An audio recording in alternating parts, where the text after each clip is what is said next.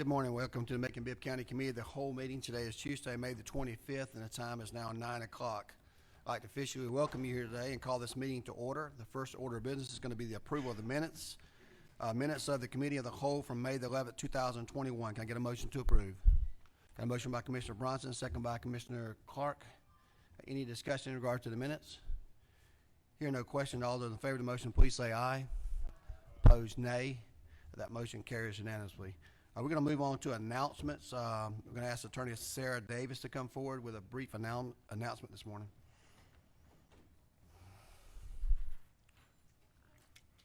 Good morning. I was going to let y'all know that we have a movie filming this week downtown and at the Burke Mansion.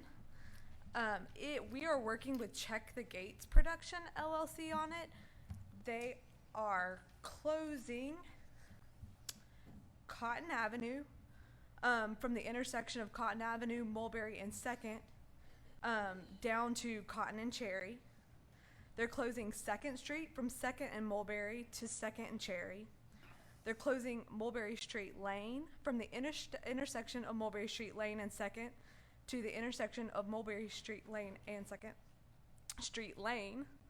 And then they're closing the northbound only portion of 2nd Street from the intersection of 2nd Street and Cherry to the intersection of 2nd Street and Poplar.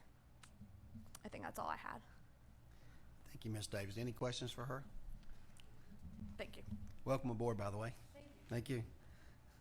Okay, we're going to move on to new alcohol licenses. We have a couple today, 3 I believe. The first one is 3A, new alcohol beverage license for Lucky Food Mart, 3390 Jefferson Road, Macon, Georgia 31217. That's my motion. Can I get a second? Second by Commissioner Jones. Questions from commissioners? Hearing no questions, all those in favor of the motion, please say aye. Opposed, nay. That motion carries and will be sent to consent agenda. 2, 3, 4, still got a quorum. Okay. Next item is B, new alcohol license for La Bella Vita, located at 347 Cotton Avenue, Macon, Georgia 31201. That is also my motion. Can I get a second? Got a second by Commissioner Wilder. Any discussion in regards to that motion? Hearing no questions, all those in favor of the motion, please say aye. Opposed, nay. Thank you. That motion carries and will be sent to consent agenda. Item C is new alcohol beverage license to Vibes, Middle Georgia, located at 401A Cherry Street, Macon, Georgia 31201. As my motion, can I get a second? Second by Commissioner Pro Tem Clark. Any discussion in regards to Vibes, Middle Georgia? Hearing no questions, all those in favor of the motion, please say aye. Opposed, nay. That motion carries. Going to move on to appointments, reappointments to authorities, boards, and committees. First item 4A, a resolution appointing James R. Davis to the Macon-Bibb County Board of Tax Assessors, sponsored by myself and Commissioner Howell. Commissioner Howell, would you like to make that motion? Got a motion by Commissioner Howell. Can I get a second? Second by Commissioner Wynn. Commissioner Lucas. Yeah, I just wondered if we were going to make it the practice of having all of the appointments here. All of us don't know everybody. I just think, that's probably the one time we'll see some of the appointments, and I just think we ought to know. Yes, ma'am. Is that So your request? can we Sure. start doing that? We'll make a note subject to their availability to have them come to one of the 2 meetings. Preferably the first one, but yeah. Yeah, yeah. I know some of them, Okay. they work for a living in our day meetings, and they sometimes have a hard time getting here for this meeting. Well, but we'll one make sure. time I think they can be, that's an honor. Okay. And they're operating on behalf of government, your government. So ma'am. I think one time they could come. Okay. We'll make that happen on the next time, not this time. But I think most of us know James R. Davis. You do have a copy of his resume. We've already done the background check. We do have a motion and second. Any further discussions? Seeing none, all those in favor of the motion, please say aye. Opposed, nay. That motion carries unanimously. Move on to item B, which is a resolution appointing George Greer to the Central Georgia Joint Development Authority. That's my motion. Can I get a second? Got a second by Commissioner Pro Tem Clark. He will be joining Commissioner Lucas as well as others, and he will be replacing former Mayor Robert Rickert on that board. Okay. We do have a motion and second. No further questions. All those in favor of the motion, please say aye. Opposed, nay. That motion carries and will be sent to consent agenda. Moving right on to item 5, which is purchase and sale agreements.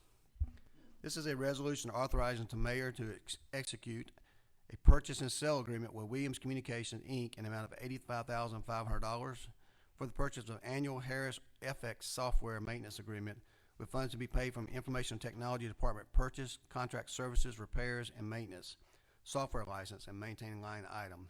As my motion, can I get a second? Second by Commissioner Howell. Any discussions? Who's going to present that? Okay. Give a little bit more information on that. Yes, sir. This is the annual maintenance agreement for the radios for BSO and fire. Okay. Any questions for Dr. Moffitt? Commissioner Lucas? You can just look at my face Yes, now ma'am. and tell. Yeah. We've had questions in the past about how complete our systems are now, or where are we as far as, overall communications? We are part of the SPLOS program was to redo the towers, the 3 primary tower sites, and we had a 4th one, so we are rebuilding them in a cascading process. And I will be the first to share that 7 years ago, that probably was the primary way to go. I am currently working with the team to investigate switching over from radio technology to cellular technology, because right now cellular technology is much more efficient and cheaper, and we can patch into the towers that are already in the community for a more broad communication path, and then let the radio tower be the secondary system.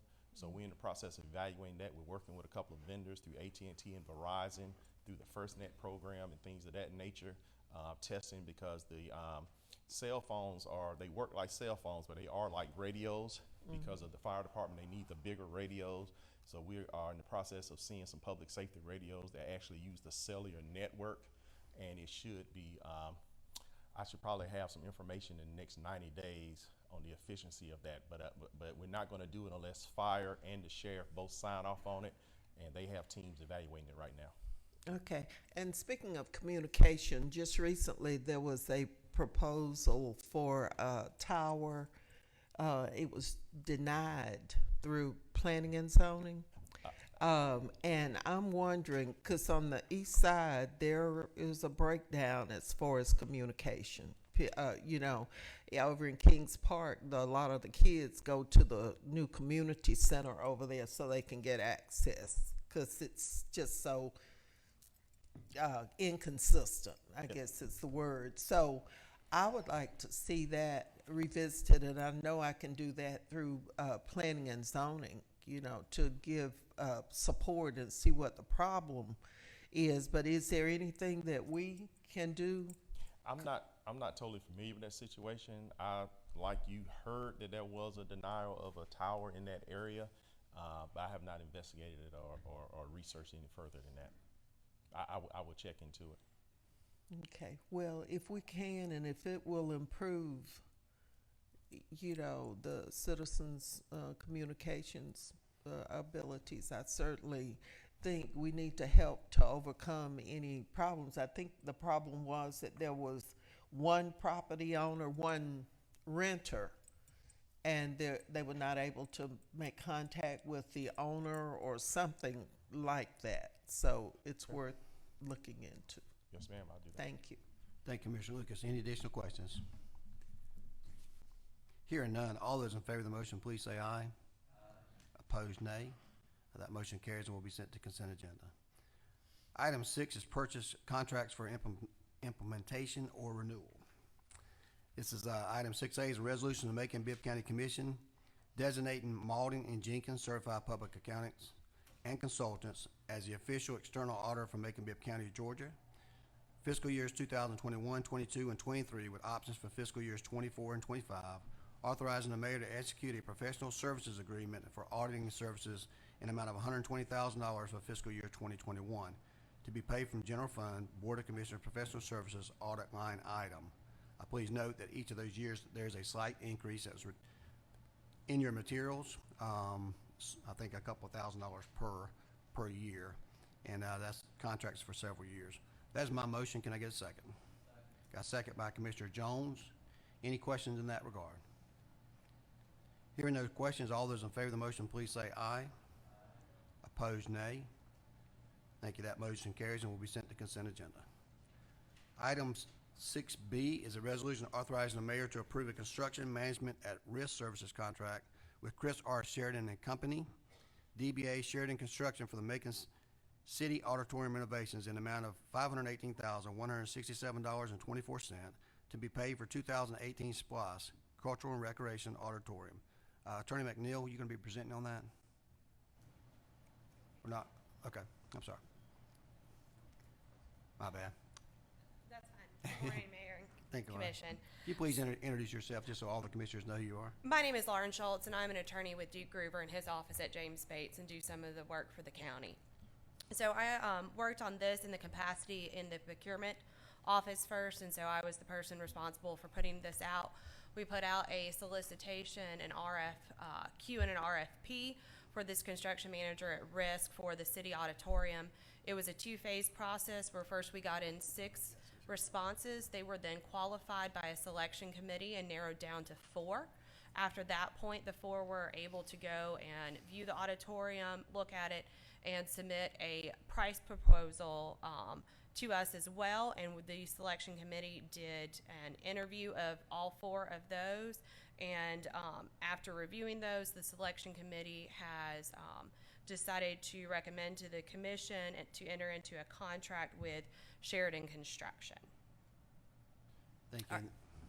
If you could just explain just briefly for perhaps the new commissioners, the type of contract this is in procurement CM, so we know that it doesn't cost $518,000 to do all the renovations that we want to do that, but just tell them a little bit about how we're paying this particular company and what their jobs and responsibilities are, if you know them. Yes, Mayor. So a construction manager at risk is used as the county's agent. So they're there for the county in their side of it when it comes to any of the subcontractors, the design team, which we have Smallwood on this one, and they're working to get the construction plans done in a way that the county can get the most bang for its buck on the money that is allocated for this project to get everything done. And so the county, along with their architect and the construction manager at risk, will start working on finalizing what the plans are. And once those plans are reached, the construction manager gets a percentage, is their payment on top of their general conditions, and they have to deliver what is agreed to within that scope. So if there is any overage, it's on them. That's why it's called at risk as opposed to just a regular construction manager. Thank you for that information. Commissioner Lucas. The plans that were submitted to the previous commission, are those still in place? Because we got an extensive presentation. Is it the plan to go forward with that, or will there be a change? Because I heard you say architect and all that, and that sounds like new money. My understanding, that's part of what's already, that we already have Smallwood under. They're at a point where they're needing a construction manager to help them finalize the drawings. So I don't think you all have seen the exact final drawings on it, but they're going to work with them to make sure y'all can get everything y'all want and need. I think we have Clay and Murphy. Clay is here to. Okay. Basically, the architect you've already selected, they've already done some renditions for that. Yeah. And what this company will be doing, Sheridan will be kind of value engineering that to make sure it comes within our price range. But I'll let Mr. Murphy explain that further. Good morning. Yes, ma'am. The concept drawings that you guys saw previously have not changed. The Sheridan's responsibility would be to work with the architect to ensure that we're doing the best thing we can do for the building and making sure that our costs don't exceed our budget. So that's where we are today. Does anybody have those? Do y'all, the tech folks, do they have a picture of a conception of what? Yeah, I give just a moment, think I'll have a everybody ought to see that because some were here, some were not. And I was impressed with it, but you might not, you might not be. So I just think that's the missing piece. I think she can pull it up now if you want to wait just a moment. Sure. Okay. Okay. And while she's pulling that up, Commissioner Lucas, if that concludes yours, I'm going to move on to Yes. Commissioner Wynn. Mr. Wynn, She- you still have a Commissioner question? Lucas addressed Okay. the question I was going to ask to where we were on this project. Okay. We'll go ahead and wait just a moment to get that information pulled up. Just so you know, the Smallwood was hired to come up with the conceptual drawings. In the interest of making sure we don't spend money we can't afford to spend, that's why they'll work with Sheridan. They come up with a great concept. They have not done any building plans yet. Well, let me phrase that, limited building plans to this point because we want to make sure we're within budget. So Sheridan will work with Smallwood to make sure that we're within budget of where we need to be.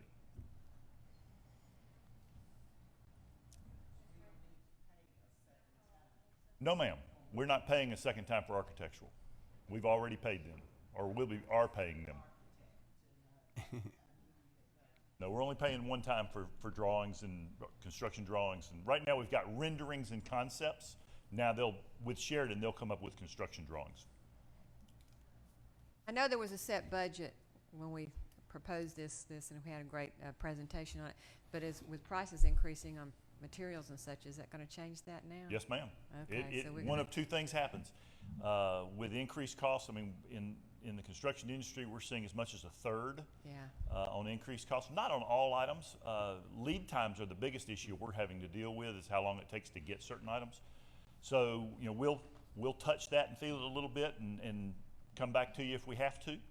I know you'll have to. We'll reduce the scope of work if we have to. I mean, those are just ideas. So can you see these on your screen? I'm assuming Yeah. you can, since I We can. So there's three parts to this project. One is the balcony area, one is the main floor, and one is the concession lobby, restrooms downstairs. And then the new area on the outside, and if you'll stop right there for just a second. The existing basement floor, the blue area is all new construction. Those are restrooms, new elevator to get to the basement, which we do not have now. New concessions areas that'll open that area up significantly. We remodel some areas to the right in the mechanical that allows for better handicap access, some ramps and things like that. All right, go up to one more level. And I don't know if it's an up or down slide. Nope, go back. Nope, the other way. Go back to the beginning. Stop right there.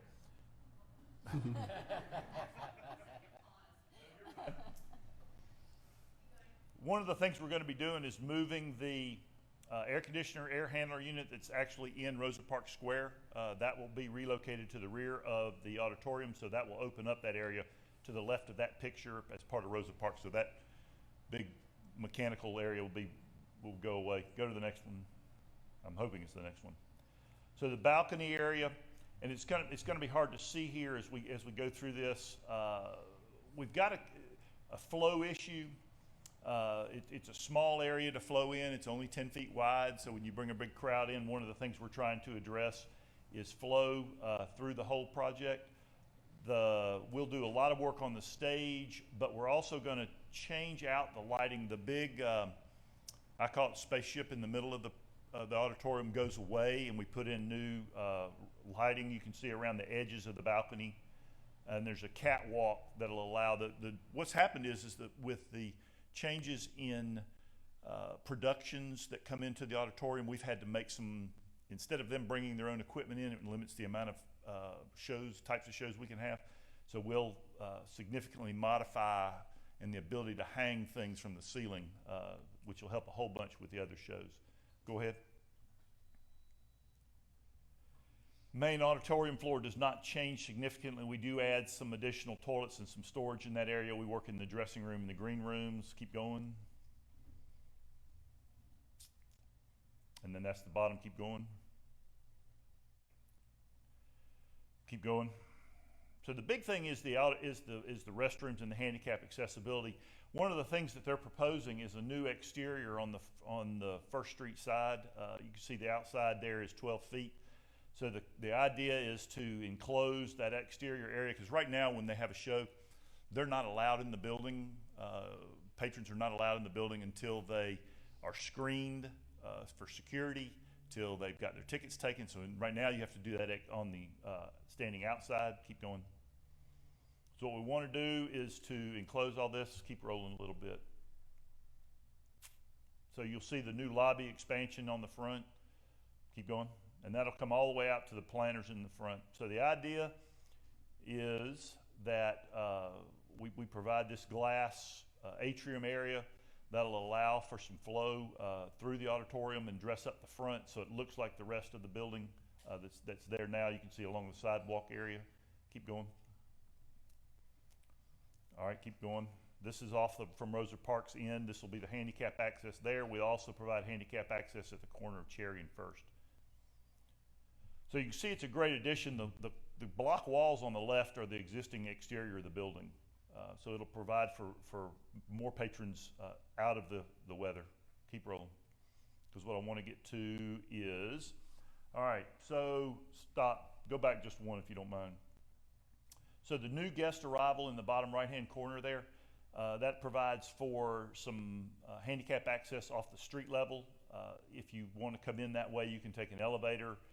There'll be a new stairwell in the new lobby area that'll get you from the lower lobby to the main area, main floor. But you can see the elevator there in that lower lobby. So that provides for us above some new restrooms. So keep coming. Keep coming. All right, we're still looking existing. Keep going. Keep going. All right, so we got some new restrooms on the ground floor, bottom right-hand corner. We've also got on the main floor, the auditorium floor, which right now has just one family toilet in it. You can see restrooms, men's on the right, women's on the left, with the new will call area. Those will be hexagonal. That'll mimic the exterior of the building. Keep going. And nothing changed. We can't get restrooms on the upper floor.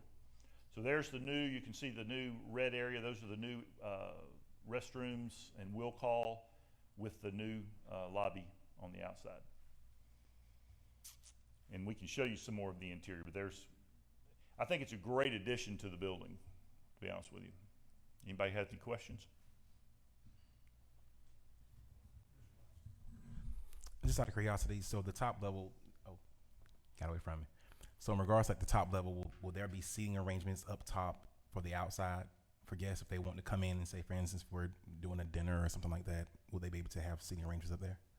In the balcony area? Well, on the up top of the outside. I'm trying to get back to the picture. On the balcony, on the new addition? Roger, sir. We haven't really talked about that. A lot of that has to do with the structural, whether we want to have outside seating. That has been a point of discussion, but we need to talk about the structural aspects of that first. Okay. I think the plan is to eventually allow some of that outside balcony area to be utilized more. All right, and then safety-wise, have we expanded upon like exits as far as additional safety measures in the event that something does happen? Well, that's two things. One is one of the things we have to address is we do not have and cannot get elevator access to the second floor, or to the balcony level, and that creates some handicap access issues. So we've got the existing stairwells. One of the things that's not in the building right now, there is no fire safety system. Right. Zero. There's a sprinkler system down in the mechanical room, and that's it. So one of the things we're going to do is when the building was built, just so you know, it cost $500,000 100 years ago. And it was the first building in the state of Georgia that was built that was 100% fireproof. It's all concrete. So, but we've got to address some life safety issues. So that's one of the things we're doing is upgrading or putting in a new fire safety system in there. Okay. It will not provide for sprinkler systems in the main lobby, in the main auditorium area. Right. But it will provide for klaxons and emergency lighting and exit lighting and those types of things, which we do not have now. Have we considered foam by chance? Foam? Yes. No, sir, we haven't. Okay. And I think part of the problem is the height of that ceiling. And how do you sprinkle something that's that high? Yeah, it'll dissolve. One of the things that's exciting, when they, in the 70s, when they built that, they put that ceiling in. That was not the original design. We're going to take that ceiling out and go back to exposed steel beams and paint it black. I mean, it'll be gorgeous when it's done. It'll really be beautiful. That's all I have. Thank you, Mr. Bronson. Any further questions? Hearing none, can I get a motion to approve? A motion by Commissioner Lucas, second by Commissioner Wilder. I did hear that, right? Okay, all those in favor of the motion, please say aye. Opposed, nay. That motion carries, will be sent to consent agenda. All right, we're going to move on to item 7A, budget transfers and supplemental appropriation. This is an ordinance authorizing a supplemental appropriation from fund balance to the transfer out debt service budget line item in an amount of $8,558,773 in order to fund fiscal year 2022 debt service obligations. This is my motion. Can I get a second? Second by Commissioner Bronson. Commissioners, you remember last week we discussed this in our budget proposal. One of the ways balancing the budget of 2022 is to go ahead and prepay this debt out of the reserve fund we have now, general fund. And this is where you'll see that information in your budget item. Any questions in this regard? Seeing those questions, all those in favor of the motion, please say aye. I'm sorry. Commissioner Watkins, do you have a question? It's just, so, if I remember correctly, and correct me if I'm wrong, this year from SPLOST, we paid like 1.2, and this year from the general fund, we paid like another close to $2 million. I know less than $4 million in debt from both accounts. What else is in the 8.5? Ms. Moore, could you address that question? It's 2 years, I'm just. Well, you'll remember that in the SPLOST, you only put in 13 million, so we're running down to the end of that, and we're about to pick up some, plus you've initiated some new debt since then. The ESCO, you have some things that you've only been paying interest on that are now coming due. I think that's on the back of your sheet. I think Christy put everything that was being paid. But that anticipated increase of $6 million is partly because you just don't have, you're running out of the SPLOST funds to meet all the obligations, and you have new debt that you've incurred.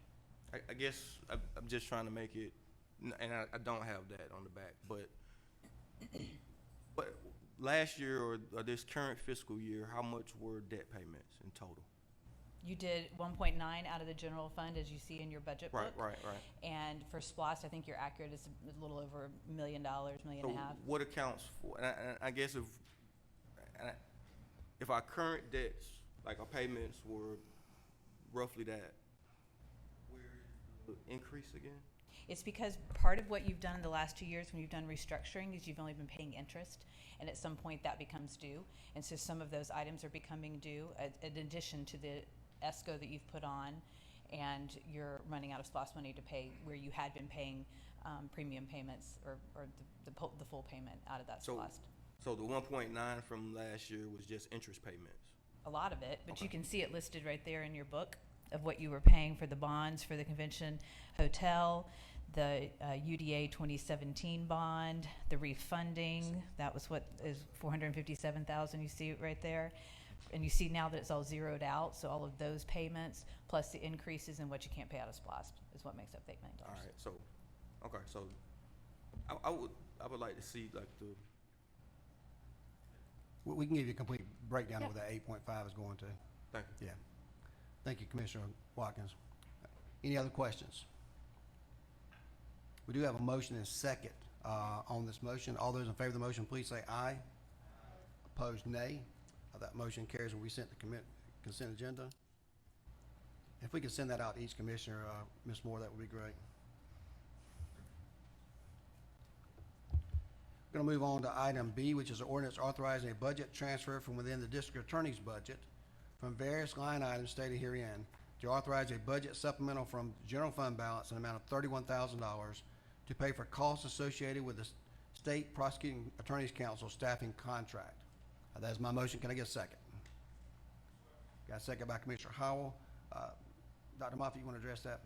Yes, this is a two-part resolution. One is a transfer within her budget, and then one is a supplemental. The primary reason for this is at the end of the year when she took office, she had a lot of people leave, so there was a lot of vacation payout. If you remember, that's covered in their salary line item. And so you take that and then you compound, she made some changes in the office where moved some people from the county fund over to what they call the spacer contract, which is what's identified here. So again, this is only adding an additional $30,000 to her budget, but the total amount needed was $160,000. So the other $130,000 is a transfer within her budget, and again, primarily due to she had over half the office had vacation payouts and things of that nature. Commissioner Lucas. Thank you. That, I'm gonna support that, but I had a question about the district attorney's office. There was a lawsuit where the district attorney filed suit against the previous Yeah. to I'll let the- gain access. Can someone kind of tell us where we are and, you know, how that was resolved? And The district attorney lost that. Pardon? The district attorney lost that case. the previous one? No. This district attorney was unsuccessful in the intervention that was filed. You talking about forfeiture funds? Uh-huh. Yeah. The court ruled in the favor of the plaintiffs in that case for attorney's fees as well as the monies that were owed from the previous case. Okay, but our new DA was the plaintiff, right? Well, the initial plaintiff, she intervened. She was an intervener. Is that correct? So she Yeah, won. I'll let the county attorney explain that. Thank you. But that Thank was you. that was the judgment of the court. So I wasn't involved in the case, so this is, I can get you more accurate if I'm, Okay. so I'll qualify that. There were two parts to that case, I think. I know the second part because I was involved in the second part, but not the first part. The previous DA had dispersed funds from this fund that the DA controls to various law enforcement agencies. There was a lawsuit filed by the current DA for that money to come back. I think the judge did make it come back into the court, into the fund from those different law enforcement agencies. But then there was a second issue that developed where the previous DA had hired various attorneys to do work for him related to those funds and related to getting those funds from gambling organizations, et cetera.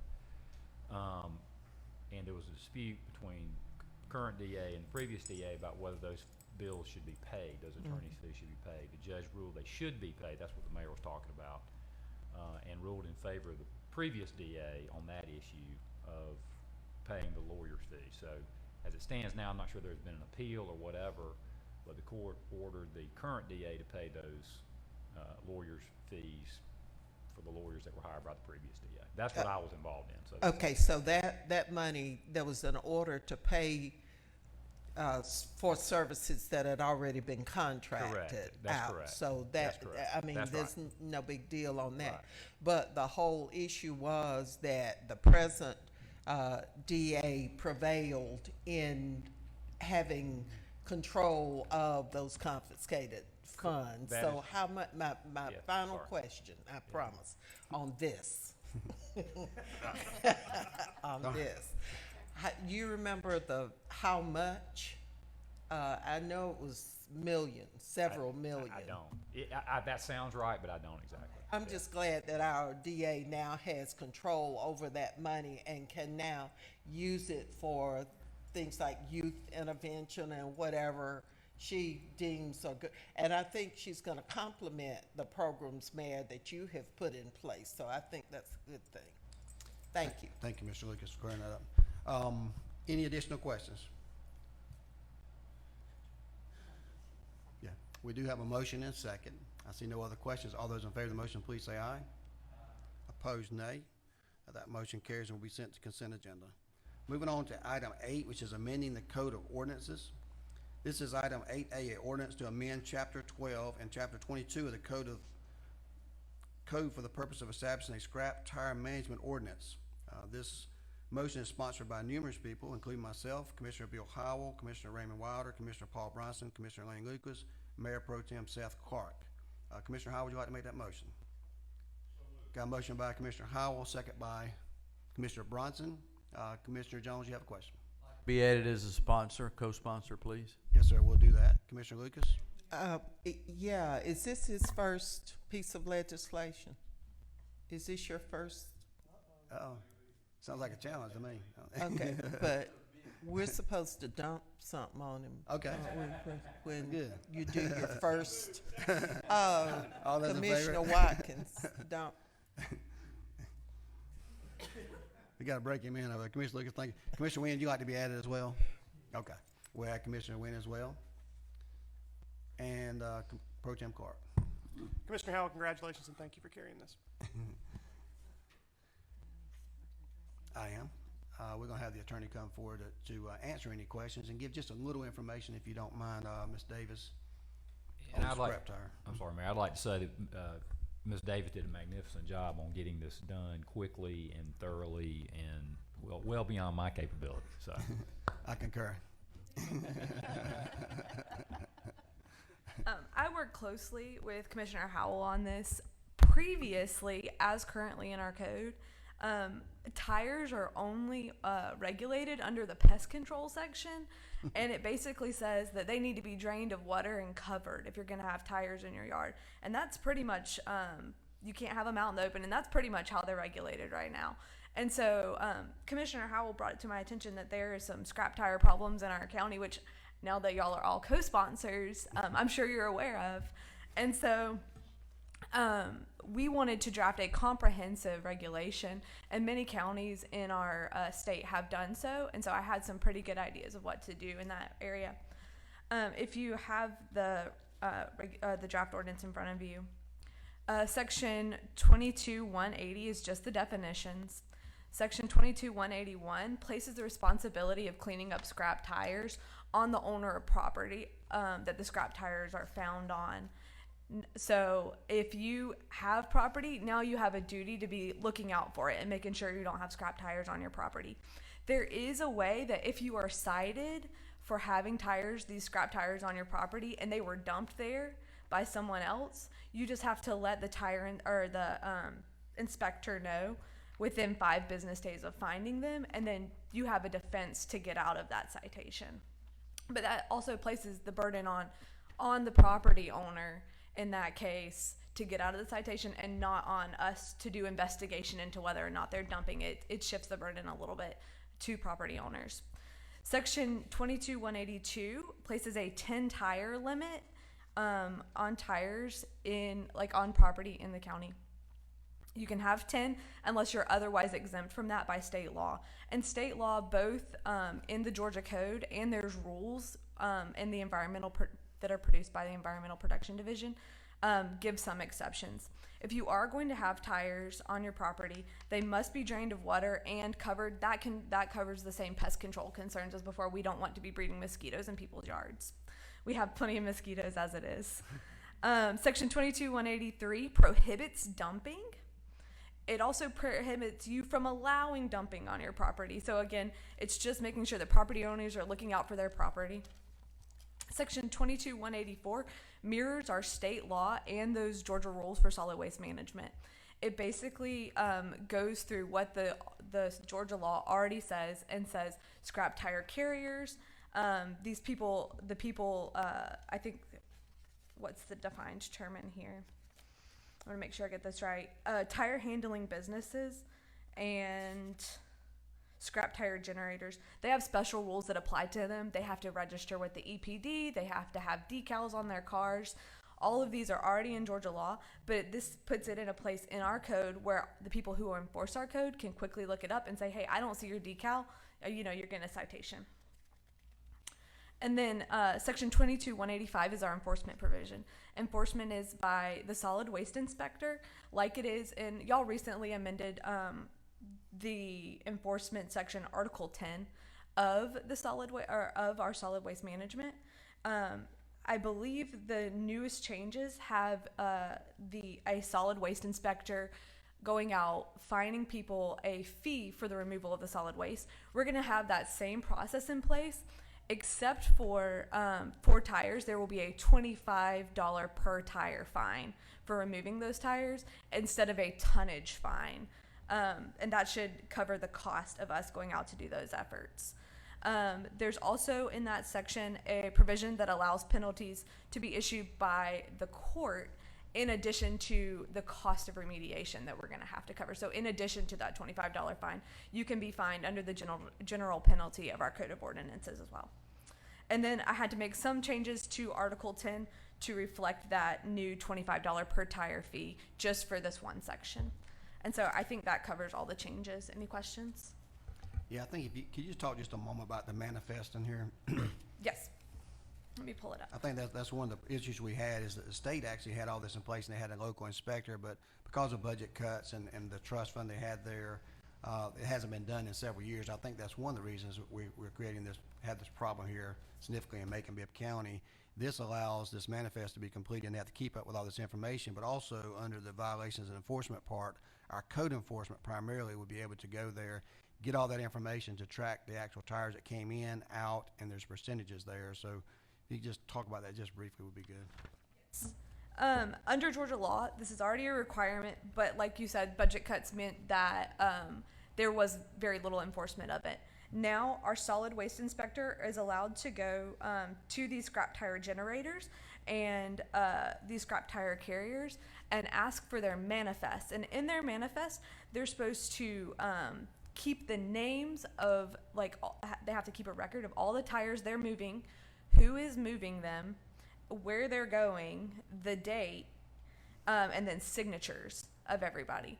So the scrap tire, the solid waste inspector will be able to go in, ask for that manifest, and be able to check up to make sure, hey, y'all are keeping your record straight. Y'all aren't just taking tires, hiding them, and dumping them in somebody else's property. And so it just is a record keeping, and it, again, is putting the burden back on to the owners of these businesses to do the right thing.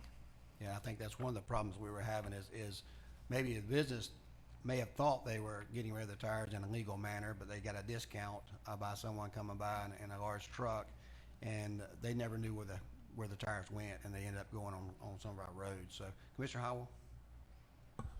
Yeah, first I want to thank you, Sarah, for doing the heavy lifting in this. And as you said, what we're doing here is basically mirroring a lot of what was already in place with Georgia, but now we've got a local ordinance so that our folks, both Sheriff's Office and code enforcement, has some meat in what they're doing. One person asked me why the $25 fee per tire. As she said, it was originally tonnage. Well, you know, you put several tires to make a ton of tires. Last week, my brother took 3 tires to our local dump to dispose of 3 tires legally. It was $6 a tire. So if you take that $6 fee and then you figure what it cost us to do the cleaning and to do the disposal, $25, I hope we break even at $25, but we had to put a number there. So that's where the $25 came from. And I think this will help us with, because it's going to follow tires from cradle to grave. You know, now there's a chain to where we can actually keep up with tires with the manifest that the mayor was talking about. So anyway, Sarah, thank you for all the work you did on this. Appreciate it. Thank you. I think, Dr. Moff, you want to add something new and exciting coming up for us? Yes. I'll get you my name. Everything being, what's the word? Commissioner Jones, Charles Jones used holistic, the holistic approach. One of the department heads, Mike Glisson, informed me of a grant program through EPD. So because Julie was busy working on the budget, I wrote my first grant, and we've been awarded a grant for $50,000 for tire disposal. So to encompass, so not to put the burden on us. So we have a meeting today with the attorneys to figure out how we incorporate those actions that they want us to do for the disposal. So the ideal is to have a couple of Amnesty Day periods in the community in conjunction with the Clean Matter cleanup for people that want to dispose of tires, and we will collect them, and then we will be reimbursed by the state up to $50,000 for the tire disposals. So that's just a FYI. Thank you, Dr. Moffitt. Commissioner Jones? Yes, sir. Congratulations. Ms. Davis, can I ask you one question? You talked about the portion where if you had 5 tires, can you re-summarize that one several parts ago? We have a 10 tire limit. 10 tire limit for Correct. individuals? Yes, But you said something about you must notify within 5 days. 5 business days. And notifying who? Correct. You're going to notify the solid waste inspector. Okay. And does it state in there, I don't have a copy in front of me, does it state in there how to contact that person for the public? It does not have a phone number, but they are part of Public Works. Correct. Dr. Moffitt? Maurice Jackson. So it's got a phone number and or an email address. That should be available on our website. It is not written into the new ordinance. Is the phone number written into the ordinance? No. Well, I think it should be. But anyway, it's a good, I'm proud to be a co-sponsor, and I appreciate Commissioner Howell doing it. Thank you. Thank you, Commissioner Jones, and thank you again, Attorney Davis. We do have a motion and a second. There's no further discussion. All those in favor of the motion, please say aye. Opposed, nay. That motion carries unanimously to be sent to the consent agenda. Item 8B is an ordinance of the Macon-Bibb County Commission to amend Section 26-458 and 26-460 of Chapter 26 of the Macon-Bibb County Code of Ordinances related to the Macon-Bibb County Community Redevelopment Tax Incentive Program to address the blighted commercial property, to clarify existing language. That is also sponsored by myself, Commissioner Wynn, and who else? Anybody else? Okay. Commissioner Bronson, you want to be a sponsor on that? Okay, Commissioner Bronson. So we'll get a little information on that before we take a vote. And I asked Attorney McNeil to come forward and tell us a little bit about this. As you know, we've been working on residential blight for quite some time. We want to start going ahead and getting involved in this commercial blight. And Attorney McNeil was very diligent about going through there to making sure that we had all the language, and saw a couple of changes that he needed to make in our ordinance, as well as a recent change to this that you have today. And I think that was sent out to commissioners. Is that correct, Attorney McNeil? Do you have a change on this? It was updated on board docs. Oh, on I'm board not sure it was docs. Okay. distributed On board separately. docs. So he's going to tell you what that change is and what this ordinance is all about before we take a vote. So this is the blight tax program that was adopted by a special amendment to the Georgia Constitution back in, I think, 2016. Commissioner Joe Allen brought this into our code around 2018. And basically the general premise is that if you maintain property in a blighted condition and we find you and cite you for it, then you're going to have your property tax go up by 7 times until you remediate that blighted condition. And so we've had a lot of success with prosecuting these blight tax cases. We've done several hundred so far, and I believe we've won every single case that we've brought to date. The way that the ordinance is written right now is applicable to commercial blight, but we wanted to add some special language just in case there are unique circumstances that come up with commercial blight. And so the way that this does this, the first change that it makes, right now we look for whether the property has adequate provision for ventilation, light, air, or sanitation. We've added that all properties have to have adequate provision for stormwater as well. So if there's a property that's flooding regularly because they don't have a proper drainage, that can give rise to blighted conditions also. And then in a separate definition for non-residential blight, we also include that they have to have adequate provisions for security. And so if you've got a commercial building that's able to be broken into, that has problems with people accessing parts of the building that they shouldn't, that can be a basis for bringing blight tax charges. Also, they have to provide safe, continuous, and unobstructed path for ingress and egress to the property. It can be like gated off or fenced off so that you deter trespassers, but if it's open access, you have to have a safe, clear way to get from the road to whatever the location, the store, the building. And so by broadening these definitions, it just kind of gives us, room. We haven't run into any issues with the blight tax right now for commercial, but it gives us room where anticipating that there might be some conditions that could come up that might not quite fit into what we have. And then the one other change that this makes in section 26-460, which goes through the process of identifying a property as blighted and asking for a hearing. When we send someone a notice that their property's been cited as blight tax, they have 30 days to ask for a hearing. The municipal court schedules that hearing and sends an individual hearing notice to that homeowner or property owner saying when their court date is.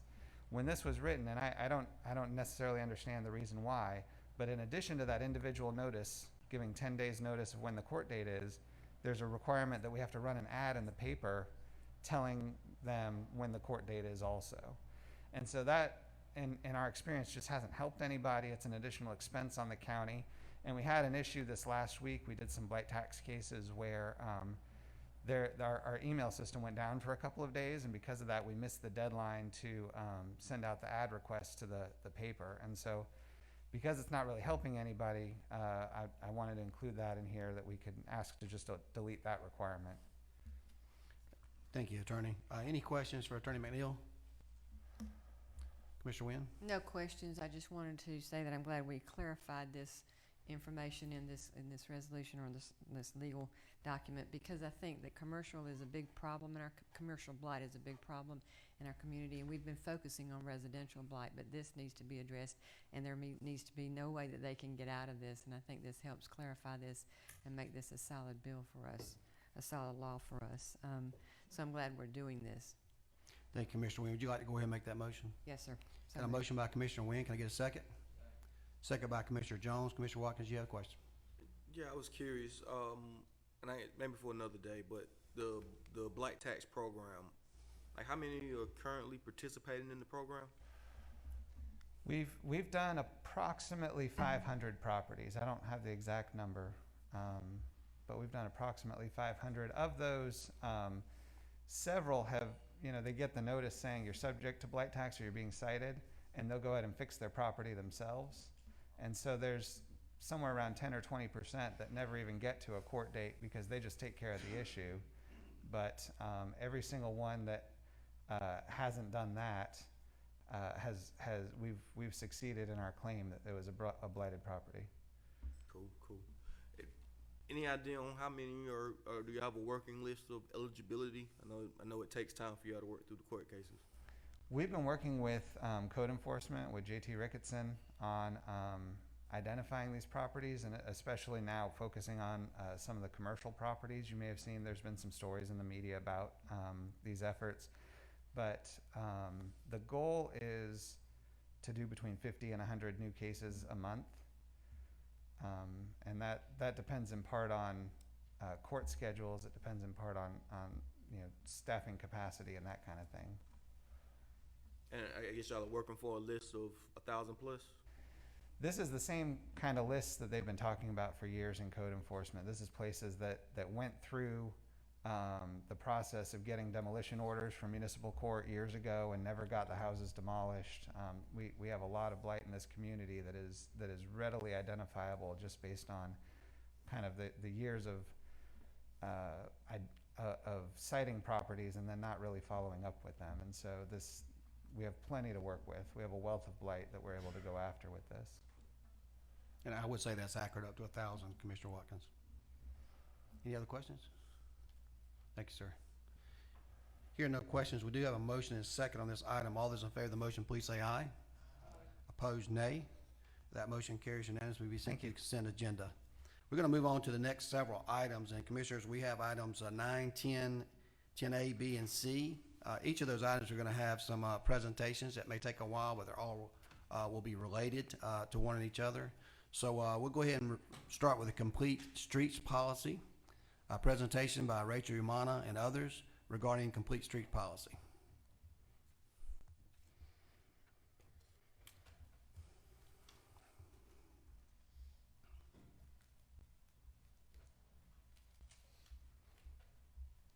And Rachel, if you just identify yourself and tell everybody who you are and what you do and why you're here today. Absolutely. Good morning. Good morning. I'm Rachel Umana. I'm the director of Bike Walk Macon. I also serve as the vice chair of the Pedestrian Safety Review Board. I'm also on the board for the Macon-Bibb Transit Authority. So thank you for letting me be here today to talk about Complete Streets. We are proposing a policy, and today I'm here to talk a bit about what is Complete Streets, where it's been implemented throughout the United States, talk about it, the history of it on a national to local level, and some of the benefits of Complete Streets policy. And then I also have with me Greg Brown from Planning and Zoning, who's the chair of Pedestrian Safety Review Board, and Nigel Floyd from the engineering department to answer any questions after. And I'm gonna probably read from my notes so I don't forget anything to give you a heads up. But if we'll go to the next slide. What are Complete Streets? They're designed and operated to enable safe access for all users of the road. So pedestrians, bicyclists, motorists, public transit users of all ages and all abilities are able to safely move along and across a complete street. So Complete Streets make it easy to walk to shops, to cross the street, to bike to work. They allow buses to run on time and make it safe for people to walk to and from bus stops.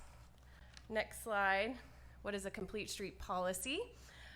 They direct transportation planners and engineers to consistently design with all users in mind, including drivers, public transportation vehicles and riders, pedestrians and bicyclists, as well as older people, children, and people with disabilities. Next slide. So Complete Streets gets implemented at all phases. So we integrate them in the planning, design, and construction phase of all projects. New construction, reconstruction, rehabilitation, repair, repaving, major maintenance. So Complete Streets, in a nutshell, it's a design policy that looks at any new road project and says, how can we accommodate all people who would be using the road? The next slide. These are the things we looked to the National Complete Streets Coalition, which is through Smart Growth America, to look at what are the major things that a Complete Streets policy should include. So these are a few of those. It sets a vision. It includes all users and all modes, applies to all phases of all applicable projects, specifies and limits expectations, emphasizes connectivity, is understood by all agencies, uses the best and latest design standard and is flexible, complements the community's context, sets performance standards, and includes implementation steps. This is what it's all about.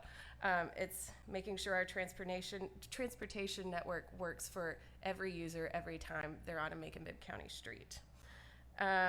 Next slide, we're gonna look at Complete Streets in the USA, in Georgia, and then Macon-Bibb County. So Complete Streets have been passed in the United States. Over 1,600 Complete Streets policies have been implemented at every level from a neighborhood all the way up to the state level.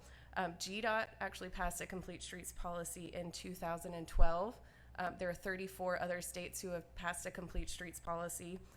Macon-Bibb County passed a resolution, a Complete Streets resolution in 2012. This was pre-consolidation. And the reason we're proposing it again is because there wasn't specific action items in that resolution, so it didn't carry over. So we're looking to propose a stronger policy. We also, looking at the history of it, we passed a Vision Zero policy in the fall of 2020 in Macon-Bibb County, and Complete Streets is a step to achieving zero traffic deaths. And we actually have just a little bit more history about Macon. We've been working on this for several years, and Bike Walk Macon partnered with Georgia Bikes to look at Complete Streets policy, and we drafted a policy based off the template on Smart Growth America and based off what we've seen in other cities, and shared it with the county attorney's office, and we had a lot of feedback and went through a lot of drafts, and came to a conclusion that it was a really, really strict policy that didn't give a lot of flexibility. And so we actually started from scratch about 2 years ago. We threw out that first draft and started from scratch. And Dave Fortson, who was the previous director of the engineering department, drafted an entire new policy based off Columbus, Georgia's Complete Streets policy. So this has gone through several reviews and several years, and we've taken a lot of time to think about this before proposing to you again. So this next slide shows, like I said, over 1,600 policies have been adopted in the United States. You can kind of see just how they're spread out. A majority of those are resolutions, 732, and then 438 policies. So it's not limited to large cities. Communities of all sizes like Macon find complete streets valuable. Our next slide shows complete streets in Georgia. So we are proposing a policy. There have been 29 complete streets legislations passed in Georgia, and 9 policies have been adopted in the state of Georgia. So to look at the cities that have passed it are Savannah, Athens, Clark County, and then several cities around Atlanta. Next slide, please. Just to kind of tie it all in together, there is a Complete Streets Act being proposed in the House and the Senate right now. And the Complete Streets Act, if incorporated into the FAST Act resolution, reauthorization would set aside a portion of all states' surface transportation dollars and then require them to create a Complete Streets program to provide technical assistance and capital funding for communities to build safe street projects. And 2, requires states and metro areas to adopt and implement design standards to provide for the safe and adequate accommodations of all users. So we're looking at adopting a Complete Streets policy in Macon-Bibb County, but this is also something that's been supported on a state level and adopted, and is also currently being proposed at the federal level. Next few slides, I'm just going to briefly go over some of the really quick benefits of adopting a Complete Streets policy. And if you can see this slide, I'm shamelessly using this kid Barack from Macon who bikes a mile to school with his parents. And some of the benefits when it comes to children is more than a third of kids and teenagers are overweight or obese. An unhealthy weight gain brings higher risk for prediabetes, high cholesterol, high blood pressure, sleep apnea, and joint problems. Dedicated safe spaces for biking and walking help kids be active and gain independence.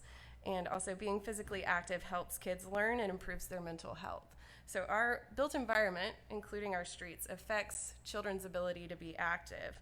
And in addition to recreational activity, incidental activity is an important component in healthy living. Complete Streets provide a safe space for walking and biking by adding sidewalks, bike lanes, or other paths, and appropriately slowing vehicular traffic. Next slide. Older adults. By 2025, nearly 1 in 5 Americans will be 65 years or older, and about half of all non-drivers over the age of 65 would prefer to get around more often and have more options to get around. And Complete Streets equal a better design for older adults who would like to drive, who don't want to drive and would prefer to walk or bike or take transit. Also, Macon-Bibb County was the first AARP age-friendly city, and we believe that Complete Streets is a commitment to that age-friendly status. Next slide is people with disabilities. Almost 1 in 5 Americans have some type of disability, and Complete Streets gives attention to detail for travelers who have disabilities.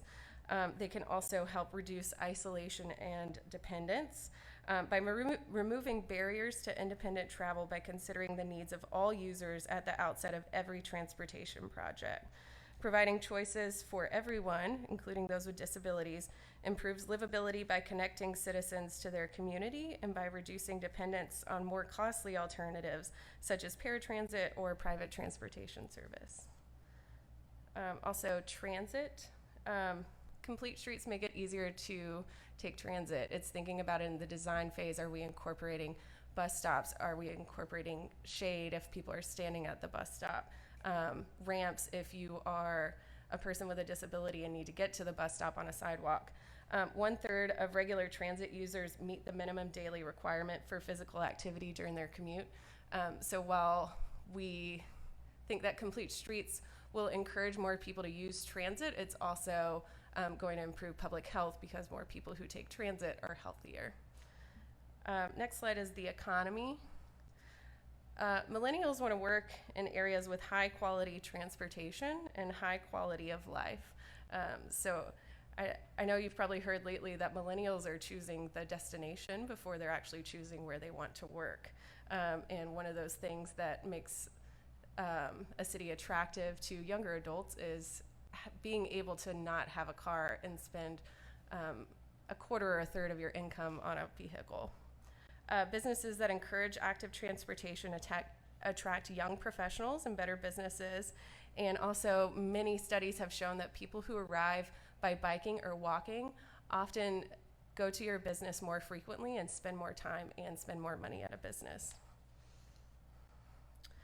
And then I just have a few more. Equitable streets. Complete streets are planned, designed, operated, and maintained to be safe and comfortable for everyone, regardless of age, ability, ethnicity, income, or chosen travel mode. People of color, older adults, children, and those living in low-income communities have suffered disproportionately from poor street design, which increases the likeliness of illness, injury, and death. They're also more likely to be cut off from jobs, doctors, friends, and family, and to pay out much more of their budget to transportation than their counterparts. So right now we've been looking at how do we go back and fix some of our streets, but Complete Streets looks at all new road projects as they're coming up. How can we accommodate all users across all communities, and over time have a complete network that works for everybody. Next one is clean air. Transportation accounts for nearly 1/3 of all greenhouse gas emissions, and switching to walking or biking for short trips reduces CO2 emissions by 12 to 22 million tons per year. This next one is an important one. I know to everyone here, it's safety. More than 40% of pedestrian fatalities occur where there is no available crosswalk, and slower speeds equals improved safety. There's a chart, a small chart in the bottom left corner that shows when a pedestrian is hit by a car going 40 miles an hour, the likelihood of that person dying from that crash is 80%. If the car is going 30 miles an hour, the likelihood drops to 40. And if the car is going 20 miles an hour, it drops to 5%, which doesn't seem like a lot when you're in a car, but to a pedestrian, it can make the difference between life and death. Next slide, please. Health. States with the lowest levels of biking and walking have on average the highest rates of obesity, diabetes, and high blood pressure. The CDC recommends adopting a complete streets policy as a strategy to prevent obesity.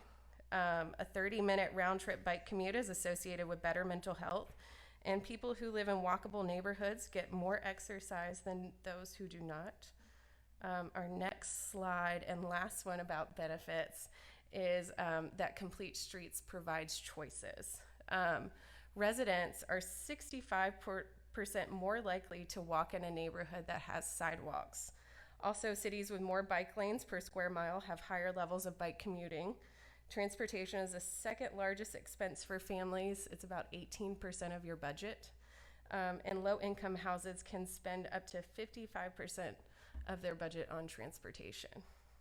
But when we have a history of building our streets for cars, we don't really give the people the option to ditch the car and choose other modes of transportation. So Complete Streets opens up those opportunities to make it safe and more accommodating if you would like to not spend that much of your income on a private vehicle, and invest that in other things. So a summary of this is a tremendous amount of evidence shows that when you put in sidewalks, people will walk. When you put in bike lanes, people are going to bike. And when you have accommodating facilities for transit, people are going to take transit.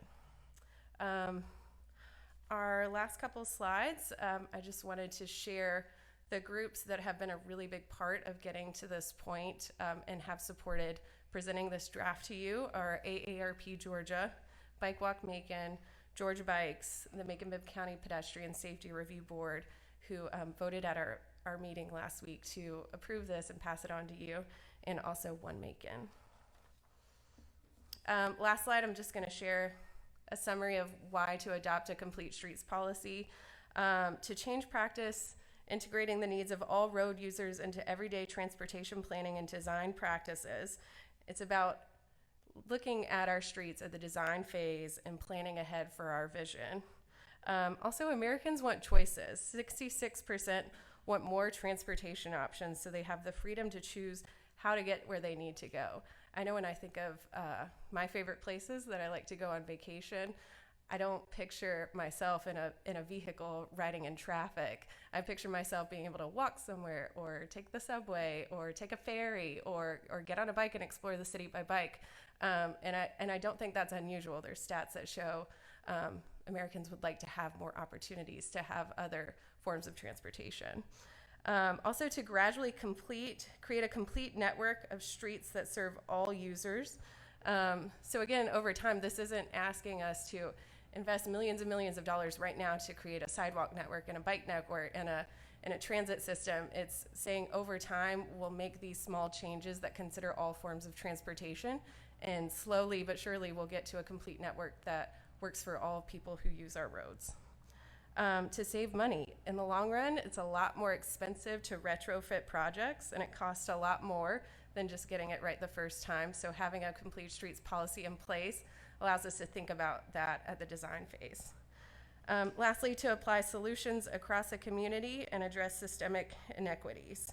And taking a comprehensive approach to transportation planning, a complete streets policy addresses systemic inequalities to ensure that neighborhoods across the socioeconomic spectrum have safe places to walk, bike, use transit, and drive automobiles. Networks of complete streets make it easier for people who rely on transit to access jobs and provide safe places to walk, encouraging walking and biking for transportation and recreation.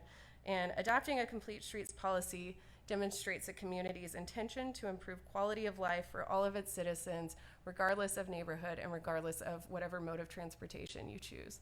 And that's the conclusion of my presentation. I'd like to invite Nigel and Greg, in case you have very more specific questions about the draft that we are proposing. Thank you, Rachel, for that very detailed presentations, and I know that we'll have an ordinance coming before this commission in the very near future. Commissioner Jones, you have some questions? I do for Ms. Umana, or perhaps Nigel, or someone else, but and I see a lot of good things, and not sure where you get all your data, but I often wonder when I see some things marked, who had the authority to do that? Do you arbitrarily do that, or does that go through the traffic engineer? Do you mean like the traffic calming and the painting, or in the future? Like initially where you had some bike lanes that went from here all the way to College Street. So And that was done with some paint that was supposed to wash away, and it didn't, and it actually caused traffic problems, put people in jeopardy as far as their safety as far as traveling from point A to point B. So yeah, that was a Macon Connects project through Newtown Macon, and we were a partner with that, but that wasn't a project led by us. We have done a lot of more permanent creative crosswalks and artistic crosswalks, and that we go through the engineering department and submit a permit. All for a lot of the things you do, but I still question who has the authority to designate. Where did that authority come from? Did it come from you, or who did it come from? Yeah. Well, in that project, the authority was blessed by the county engineering office. They went through a permit process, and the permit was approved. It was approved to use paint that would wash away over time, but that paint didn't wash away. So, you know, it was lessons learned from that experience. But it was approved. It was approval process that went through the county engineering office. It doesn't have to come before this board when you arbitrarily decide you're going to paint something or do whatever downtown or anywhere on our streets. No, sir. And that was a project that was temporary. It was a weekend thing. I remember. And it was a temporary project. And I mean, you know, it was a lot of lessons learned from that project. But no, we don't have to go through the commission in order to put in a crosswalk or repaint or restripe a road or something like that. You know, that can be authorized from our office, traffic engineer. Again, I'm all for public safety and crosswalks, and you know, because you and I talk, it seems like at least every week about something. Yes, sir. All in the name of public safety. So 2 or 3 times a week. Yeah, there you go. And you do a great job, and you respond, and I appreciate that. Thank you. Thank you, Commissioner Jones. Commissioner Bronson? Hey, thanks, sir. Hey, so first and foremost, thank you for the presentation. Commissioner, I would just like to state that I had the opportunity to do the rolling town hall a few weeks back, and it was an amazing event. I want to say thank you guys for putting that on for us. And of course, we started at Jefferson Long Park, and we rode throughout the city, which was amazing. Had an opportunity to discuss some of the issues that we were having with in regards to pedestrian safety. So what she's basically proposing here is that, we have an opportunity here to invest in, covered waiting areas, sidewalks and street lights, possibly extend routes with the MTA, right? And overall, pretty much to encourage cycling, walking, and the use of public transit. And I think that's one of the key things that if you go to any other city, I get a chance to travel a lot through my outside activities. And you see that throughout different cities, throughout different countries, they really do utilize public transit, they utilize biking systems and so forth. And I agree with you wholeheartedly on that deal. So in regards to this, you're talking about healthier life, safer communities, and even in saying that, I would even challenge for us as a commission to dedicate one day to do a cycling to work or ride the public transit to work to encourage citizens to utilize public transit. So I'm gonna see who all steps up for that one. Cycling, I'm all for it. I'm happy to be here and lead a ride. Work. But that's all I have. I just want to say that when it comes to our table, that we really consider supporting the cause. Thank you, Mr. Bronson. Thank I do want to know who was videoing you while you were riding that bicycle. That you doing that So yourself? yeah, so that was me video, and I probably shouldn't do that, the whole Yes, sir. video and ride thing. There's no law against that just yet. It's not? No. I was Okay. with Judge Coben, so I was good. We're about to send you a citation. It certainly can't be saved, but I appreciate your footage there. Yes, Mr. sir. Wilkins, did you have a follow-up question? No? I saw your mouth moving. I couldn't hear you. Well, no, I got a mint. I just want to say what a privilege it has been to work these years with this group.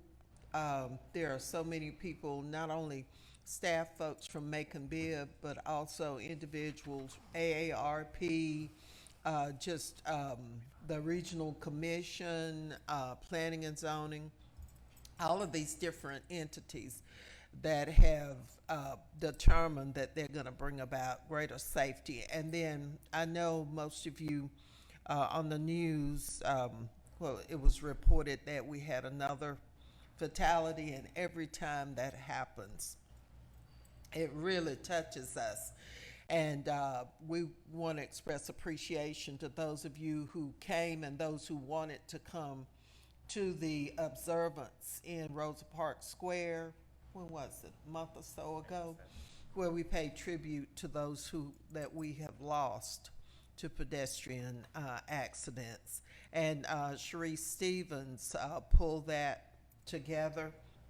It was well attended. The feelings that you had there, you just knew that people were dedicated and committed and concerned. And that's our goal, Mayor and Commissioners. We want to provide as much information as possible. There is no reason, I think the mayor alluded to this in his budget message, there is no reason that Macon-Bibb County should lead in pedestrian deaths. There's no reason. And so we've undertaken this.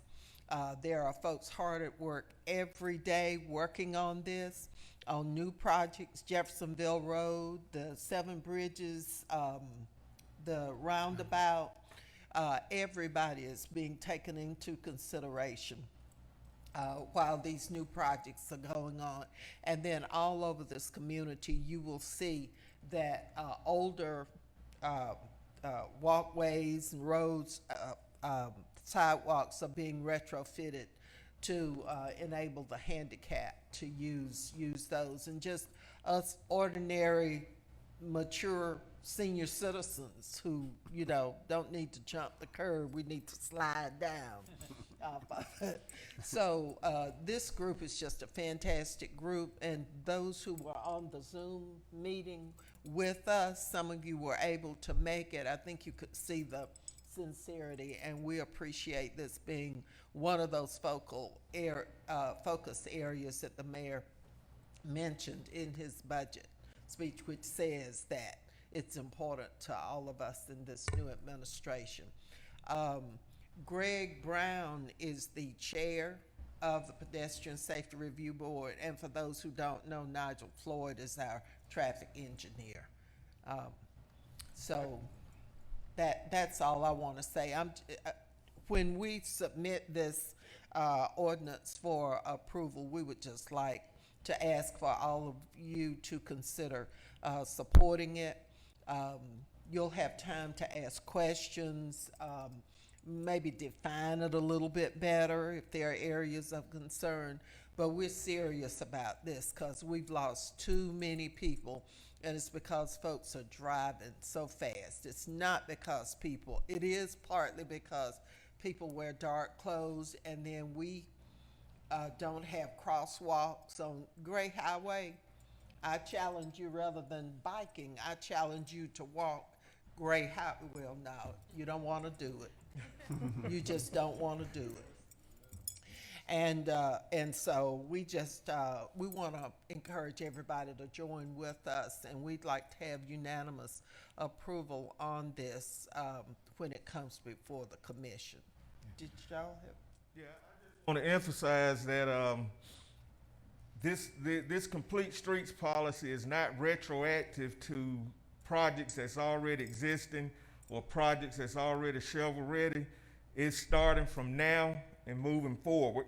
So projects that come out, from this day forward or whenever you all pass it, we will look at those projects holistically in terms of pedestrian activity, cyclists, cars, all modes of transportation. But we can't go back to projects that's already in existence. For instance, Jeffersonville Road, we was able to go back and do certain things on Jeffersonville Road concerning pedestrians, but this policy is moving forward, not backwards. But we are not prohibited from, with the SPLOST money, because pedestrian safety was put in the SPLOST. Right. As one of those important areas. So we're not prohibited from correcting. There are a lot of older neighborhoods that have no sidewalks. And you can name those. You can look in your own district and you can list those places. Those sidewalks need to be put in as priorities. And so that's what I had reference to, and I understand what you're saying. Thank you, Commissioner Lucas. Commissioner Howell, you got a follow-up? Yeah, just a follow-up on what Commissioner Lucas said. When we did go to the observance that day, we were introduced to the armband lights, and I would like to see what we can do to.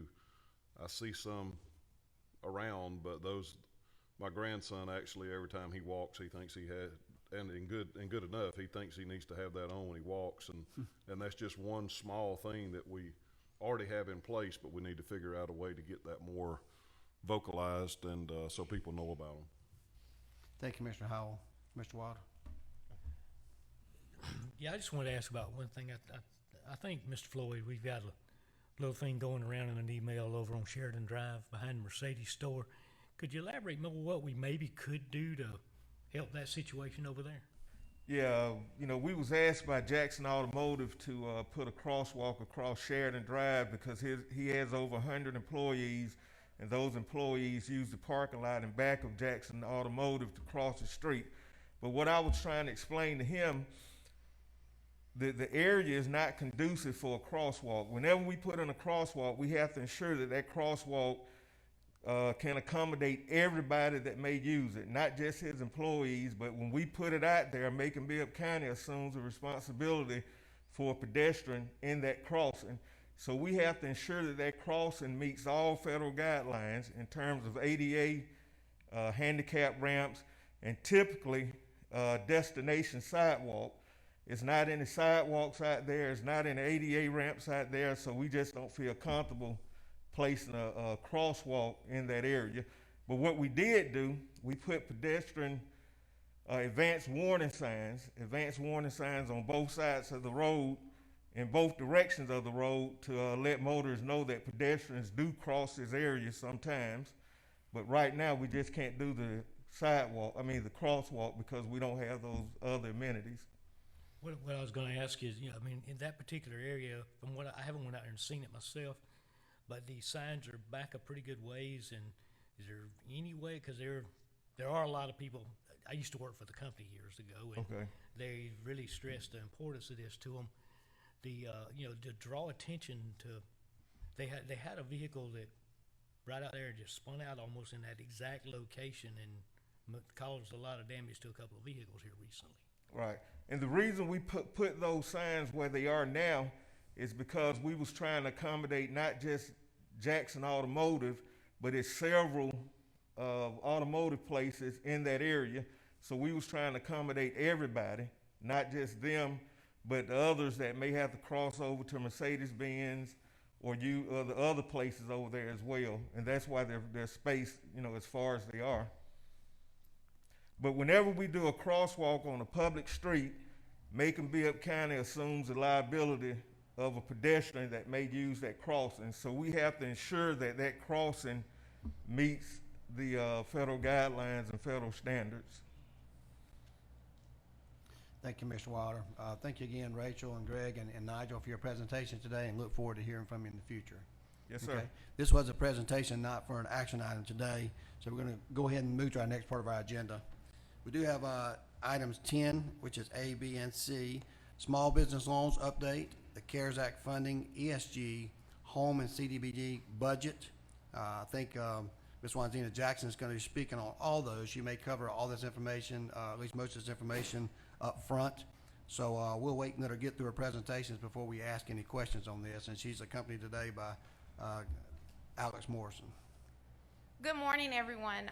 As he stated, Wanzina Jackson with Economic and Community Development. We also have Alex Morrison, who will actually do this particular presentation, so I will do the other two presentations. The first one that we'll start off with is the business loan program update. Just to let everyone know with our office as far as small business development and some of the things that we're actually doing as far as our office is concerned, so that you'll be aware as far as that information is concerned. So Mr. Morrison, who's our assistant manager that deals with economic development, will now speak. Thank you, Ms. Jackson. And good morning, everybody. We're excited to bring about this update.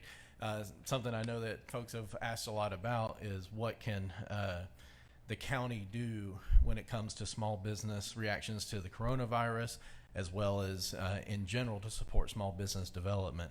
And this is just one of the ways that we're able to do that through the HUD funding for the Economic and Community Development Department. First, and perhaps the most pressing, is to give y'all an update on that line item that was approved previously for the CARES Act amendment for small business activities and economic development for the coronavirus small business relief. So this is the special funding that came through last year. So this is only related to the CARES Act funding that this program would have. This is a grant of up to $10,000, and we have a total funding in the CV fund of $400,000 for brick and mortar businesses that had losses related to the COVID-19 social distancing measures. And that's straight from the HUD guidelines for the CV efforts. So they had to be existing brick and mortar businesses at the time that the social distancing measures went into place. The funding can be for rent and mortgage, utility bills, PPE purchases, any business-related expenses. Unfortunately, that cannot be used to pay direct personnel costs, but it can offset other expenses to pay personnel. That comes important because in order for people to be eligible for this fund, they must be able to retain a low to moderate income individual job. And for underwriting purposes, we must make sure that this business meets all applicable HUD guidelines for low to moderate income individual benefit. And this is crucial for understanding why this is an important program that we have locally, is that the business must not have received any other federal benefits, federal funds, for the same purposes that they apply for this program. Meaning, if they got PPP or EIDL, they may not be eligible for this funding. Another way to say that is, folks, if you didn't get PPP and EIDL, you might be able to get money from us. which is an important aspect here. So that's local businesses here. We have $400,000 in that fund. There's obviously a lot of paperwork that goes into that, but that is what we have for the CARES Act CV portion of this. So that's not a small business loan. It's a straight up grant program to address the issues that we had with the pandemic, and hopefully that will benefit a lot of small businesses here in our community. Next, we want to go into the existing small business loan programs that we have and how we're revamping them to address changes not just because of COVID-19, but to address the landscape and what we're seeing in our communities and addressing community needs. So first and foremost, this is again funding through the Macon-Bibb County Economic and Community Development Department budget, revamping existing loan programs and past funds that have been put into the small business economic development category for the community development block grant fund program. We have 3 loans that we are putting forward today to let y'all know that we've changed the program parameters to better address local needs. All loans that come under the community development block grant funding are gap financing and require owner equity. Almost always 10% minimum equity required or a 10% match, and we'll get into those differences. Loans can be up to a 10-year maturity. They don't have to be, but all of them must be below market interest rate, usually a fixed rate somewhere around 2 to 3%. And then all loans must create or retain 1 job or job equivalent per every $35,000 in loan funding for a low to moderate income individual. And that's a threshold requirement that jobs must go to low to moderate income individuals to be eligible for this program. So that means that there's a little bit of a paperwork burden that goes into that. Next. So what can these loans be used for? This is across all programs. They can be used for the purchase of equipment and machinery, supplies, inventory, basic business expenses. It can go for the purchase of a business or franchise. It can go to capital leasehold improvements of the facility that's being leased or the physical location of the business. It can go to promotional or advertising the business or legal or accounting expenses. So you can see anything that's a fixed cost or soft cost for the business, as well as some hard capital items. But what's ineligible, and this unfortunately is a longer list because this is federal funds, but it cannot be used, this is the next slide please, to finance existing debt, such as back payroll, taxes, etc. It cannot finance existing accounts receivable. It cannot be for the purchase of construction equipment. It cannot be used for purchase of fire equipment. Other furnishings or personal property that's not integral to the business. So some FF&E would be included, but if it's like personal property items that are just associated with the business that aren't capital expenses, then those would not be eligible. Debt consolidation, definitely can't finance political activities, cannot purchase alcoholic beverages. Yeah, sorry, y'all. And it cannot be for a restaurant startup enterprise. So that's an unfortunate piece here. We have a lot of business, but there's a lot more funding for restaurants in the world than HUD funding. HUD funding would much rather go to things that have a wider reach. So now you have a basic parameter, startup of businesses or existing capital expenses, kind of that sweet spot. So what are our 3 programs? The first one is for those startup businesses. This is the next slide, please. For a new or growing business, and it's a maximum loan amount of $20,000 or 40% of the total project cost of the project. There's a 10% owner equity required, and then loan will have to be fully secured with a personal guarantee and applicable collateral determined by the underwriting committee. And again, that $20,000 is meant as a startup injection, but not meant to be onerous on a business owner, so that the payback burden and the financing costs are too high for them to maintain the business. So this is meant to give them a little bit of a bridge. The next type of loan is a smaller point called a working capital loan. This is the next slide, please. So this is for existing businesses that are in need of assistance but are not financing new capital. So this is focused on job retention. The maximum loan amount is $10,000 with a 10% owner match and a personal guarantee. So this is not one where we're saying you have to go out and get another loan for 60% of your project or 50% of your project. This is one we can be the only lender in this for this type of loan. But you still have to have that 10% owner match so you have skin in the game you're willing to repay. So you're putting your own capital up front. And again, that's for existing businesses that are in place that just need a little bit of a working capital expansion. The third one on the next slide is the biggest change to what we've done before, specifically addressing needs that we've heard from the community, and this is for projects addressing food insecurity. So this is new businesses that are directly focused on alleviating food desert conditions through business activity. So think of small grocers, farmers markets, things that provide access of fresh foods to the community. This has a maximum loan amount of $100,000 or 75% of the total project cost. Why is that so different? Because these businesses have a really hard time getting startup capital enough to make an actual impact in the community they're in, which is why you see businesses that start out in this arena go the route of convenience stores or Vice Marts. This is an incentive to not become a Vice Mart. So that's why that extra capital is there. Still, that 10% owner equity is required.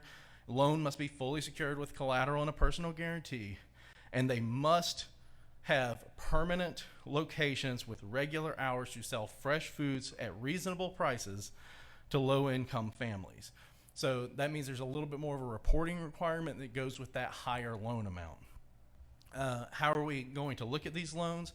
All loans will be fully underwritten by ECDD staff, and they will have a further review from the volunteer Macon-Bibb County Revolving Loan Fund Committee that's appointed by the Mayor and Commission.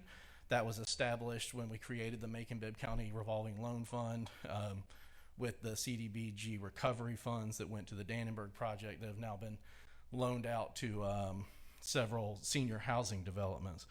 And the ECDD staff will monitor the loans and provide technical assistance through the life of these projects. And that's something that we know is necessary, that you have to coach small businesses and stay in touch with them and make sure that not only are they paying you back, but you're providing them with enough assistance to make sure that they're surviving. And so that's a big change here, is that by accepting our money, they're also expecting us to be their coaches and handholders throughout the process. We're also planning to make all of these applications available online through the county website, and then promoted through the Office of Small Business Affairs. We've talked to Ms. Stevens already, who's excited about these programs being live, and she will help with intake and promotion when she does her events. Make sure that that coaching is available as well. And we have here a slide for questions, but I know that Ms. Jackson has more presentation to do so that we can get this ball rolling. But do note that you can contact us at the office at ECDD at any time, or email me directly, amorrison@maconbibb.us. And we're excited that this program is getting new life and that we can support small businesses throughout the county. Thank you. Thank you, Mr. Morrison. Commissioner Bronson, you had a question? Hey, Mr. Morrison, real quick, just a quick question. In regards to the ineligibility, right, you mentioned about construction equipment. So it doesn't cover construction equipment, but how does that fall in line with petitions and so forth if a business owner had to do that to ensure safety of their. So if they're applying for the CV funds, PPE expenses are 100% eligible for that funding. Okay. If they are permanent fixtures that are necessary for the operation of the business, those would actually be considered capital items and thus eligible expenses. Gotcha. What that means there is you're fixing up your shop and you need to buy a skill saw. You can't use our funding to buy the skill saw to help you outfit your space. Right. So that's what it means, that you can't use that to buy your construction equipment to build out your space, and then that becomes your personal property. It has to live with the business and be necessary for the operation of that business to be considered eligible under HUD guidelines. Cool. Thank you. Thank you, Mr. Bronson. Commissioner Watkins, you have questions? Yeah, I just want to make sure. So 400 in total funding, 10K working capital for existing or new businesses, and 100K for fresh food retailers. Yes, sir. The 400,000 is how much is allocated just for those CV grants. The other funding is through our annual entitlement allocation, and we've put an additional 5,000 into that fund for this year. But there's existing funding that has been reallocated from older budgets up to about 500,000 that's in the small business fund that we're re-putting into these programs. Okay, so 400 plus 500? Yes, plus sir. 5? Okay, thank you. Commissioner Lucas? Thank you.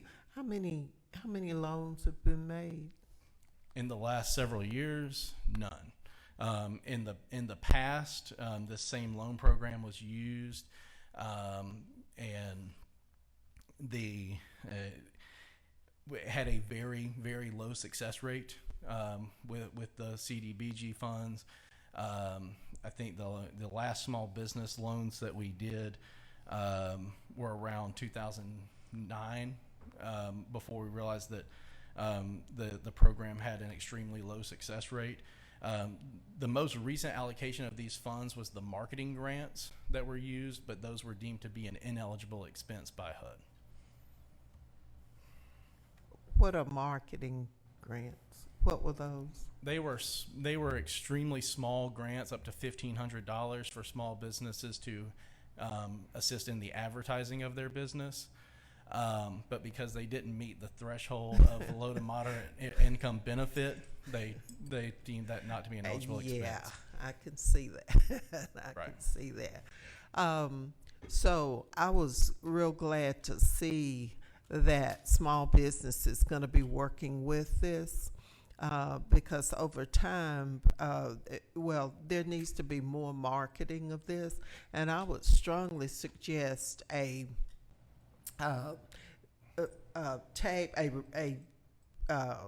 video that outlines in much less information, much simpler terms, maybe the major points, but not this much information. That can be on our Channel 14. We've got a wonderful staff there, got 4 folks now who can do all this kind of stuff. Yeah. And that, I think, would go a long way toward letting people know about these programs, because I've said over the years that you can have a wonderful program, but if people don't know about it, then, and this is nobody's fault, it's just that's one piece that needs to be put in place. And I wanted to ask one other thing. Is there a person that's charged with the duty of continually getting this information out as to how you meet the qualifications, what's coming up, all of that? Is there a staff person who does that? Yeah, I don't want to peer too much behind the curtain, but as we're restaffing at ECD, and I know y'all know that we've had several open positions, and doing a slight reorganization with those personnel changes, that we're hoping to have more of our loan team have this on their focus of going out to community meetings, not just our roof grant programs and our paint programs, but also the small business loan programs as well. So we do have a loan specialist in our office who will help with the promotion of this, as well as Ms. Stevens and Ms. Jackson and myself going out and doing this promotion. Yeah, well, Ms. Mayor, we get this money in this community because we have poor folks, because we have high rates of illiteracy, because we have health concerns. We have a lot of the negatives, and that's why we get this money. And I've always said this needs to be used to alleviate those problems, but if people don't know about it, so to me, there needs to be a person whose main job is to promote what's available, and it's their money. It's all of our money, and we just kind of get it and we hold it and we fund the same things over and over. And I'm going to say this: creativity. There are so many different agencies over this country. Warner Robins, the community development group over there, they had a creative project several years ago where they bought up substandard stuff, they renovated it, and they created new homeowners. I'd like to see us do that kind of thing, and that will tie right in to what we're trying to do as far as blight and all the other things. I just like to see a little bit more creativity and branching out. I know you want to be safe. I know you want to follow the guidelines, but there are a lot of things that you can do that will not violate the guidelines. And so I was going to later on move to table the community development budget. I'm not going to do that because I see we're getting lots of information, which is necessary. We need that information. But in the future, as Mayor, fellow commissioners, I would like to see more creativity. I want to see this money going out into this community and making a difference, because that's why we get it. That is why we get this money. So I just wanted to say that part and ask for a follow-up very soon so we can see what you're doing to get the word out and make sure that the folks whose money this is, that's just coming back to them, that they indeed benefit from the services. Yes, ma'am. Thank you, Commissioner Lucas. We have a follow-up question for Commissioner Wynn. Yes, Alex, thank you for your presentation. On that first pot of money, that $400,000, and you could go up to $10,000 per person or whatever. Is that correct? Yeah, per business location. Per business, you could go up to 10,000. That's if you did each one got 10,000. That's just 40 businesses. But I know you mentioned in your presentation there's a lot of paperwork to complete. I think we've all had experience working with completing paperwork from the federal government. Are you guys going to be able to help some of these people that apply in their paperwork to get this done? And then who in the end makes the final approval of who gets what money and how much? So the answer to the first question is yes. You can help them. And we will certainly help. And in the end, because these are programs that are allocated for the CDBG CV funds, those would be made eligible on a department level on a first come first served basis. So if they apply, they get in the door, they're eligible, they're good to go. But the small business loans, those would be made at the department level, then approved by the mayor with that additional layer of the revolving loan fund committee approval. Okay, thank you. Thank you. Mayor Pro Tem Clark. This is a question based out of naivete. You mentioned earlier that there was a low success rate on similar programs in 2009 or so. What actions have been taken to make sure that we don't have a low success rate? What makes this program different than the program that ostensibly failed in 2009? So the full application program requires that they have a coaching with the not Office of Small Business, the SBDC score or some like entity at preparation of a business plan and underwriting criteria with the committee, and then that they agree to the coaching. That they agree to have someone coaching them along the way. We have seen that not just with these programs, but with CDFI programs and other programs that are directly targeted to low to moderate income individuals, that coaching is what makes all the difference. But what was the requirements in the loans before, they had usually they would be deferred for 5 years with no payment, and then in that time with the no payment, the business would fail. There was no coaching requirements, no business planning requirements that went into those programs. So inevitably, the county was just in a position of writing off those loans, or the city at the time. Thank you, Mr. Mayor Pro Tem Clark. Thank you, Mr. Morrison, for your presentation today. That is just a presentation. We're not voting on any kind of action item for this particular thing, but I appreciate all the wealth of information. I know this is part of this is kind of filling the cracks or filling the gap from what people that got left out or left behind in the other federal programs that's been going on. So we appreciate your hard work. And I like joining Commissioner Lucas is we have to be more creative on how we get the message out, because we have to meet people where they're at. Just a side story, when I was meeting with the state officials here recently with our Director of Community Affairs, Dr. Ficklin, we realized that we had almost $500 million set aside for evictions, for people who have been evictions and landlords. And Macon-Bibb County, as you would imagine, would have a lot of those people involved. And we only had about 20 to 30 people who had took advantage of that money so far.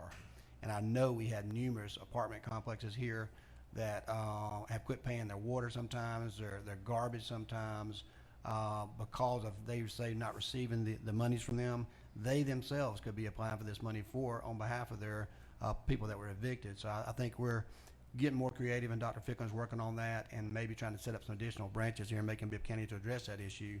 But we don't need that type of assistance to become available, and we have people that need that, not actually make it where the intended purpose is. So I think we have to do a better job of getting that word out, and it's we can't just keep doing things the old-fashioned way. It's a new day, and we have to reach people where they're at. So I do appreciate all that input. We're going to move on to item 10B and C, and we have Ms. Mongina Jackson here to present those, and both of these are action items today. So she's going to go ahead and start her presentation, and we'll ask questions at appropriate time. Okay. The first presentation that we will do for this afternoon is going to be our federal year 2022 emergency solutions home, as well as community development block grant proposed budgets. As we move to the next slide, with Economic and Community Development Department, the primary purpose of our department is to help to provide viable urban communities. That's one of the things that Commissioner Lucas actually mentioned. The majority of our funds that we actually receive, those are for decent, affordable housing, as well as suitable living environments, and expand economic opportunities as far as low to moderate income individuals.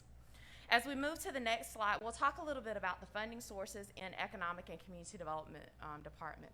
We have emergency solutions grant funds that come into our department, as well as home reinvestment funds, and then we also have community development block grant funds that come into the department. And then now we're currently doing CARES Act funds. We'll start off with the next slide talking a little bit about our first one, which is the Emergency Solutions Grant Program. With the Emergency Solutions Grant Program, this is a program that actually provides services for homeless individuals. This was as far as emergency assistance. It also provides rapid rehousing. It also provides homeless prevention up under this particular one. This is a part of the Housing Act of 2009, which is now known as the HEARTH Act. With this particular one, as we move to the next slide for Emergency Solutions Grant proposed budget, in our community, we will be receiving approximately $157. Up under this particular program, we do have some agencies who are currently working with us as far as these funds are concerned. That would be Macon-Bibb EOC, as well as Family Advancement with the homeless prevention, and then Macon-Bibb EOC that primarily does rapid rehousing. With the homeless prevention, those are individuals who are in danger of becoming evicted. That can help as far as paying for rent, as well as utilities that are in the process of being disconnected. For the rapid rehousing, that one will also assist as far as finding them a new location if they are currently presumed to be homeless according to that definition. As we move to the next funding source, we talk about our home investment program, which we commonly refer to as HOME. This program is also a formula grant that's provided through the Department of Housing and Urban Development that provides housing as far as low to moderate income individuals. Some of the programs that we have assisted with has been providing funds as far as tax credit projects. Some of the more prominent projects that we have actually provided funds toward have been the Hunt School project, the Tyndall Fields project over the years. We've also done, there's some projects through Georgia Behavioral Health Services that we have also done over the years where they've purchased properties and then rehabilitated those properties to actually provide them for our more fragile individuals in this particular community. Some of them have had situations as far as being homeless, as well as some of them have had some mental illnesses as far as that. Those are rental type developments. We've also assisted up under this particular program as far as home ownership opportunity through Habitat for Humanity, as well as some other organizations throughout our community. Just to give you a little bit of information on that particular program. The next slide, as we move to the next slide, the proposed funding that we anticipate on receiving for this particular year is the direct allocation of $824,284, as well as for our program income. This is funds that we receive as far as second mortgages that we have provided throughout our community, as far as some of the programs that we've done over the years, and we anticipate approximately $130,000 on those. These are home ownership opportunities that we've worked with other organizations as far as down payment assistance, as well as development, as far as development costs and down payment assistance on those as well.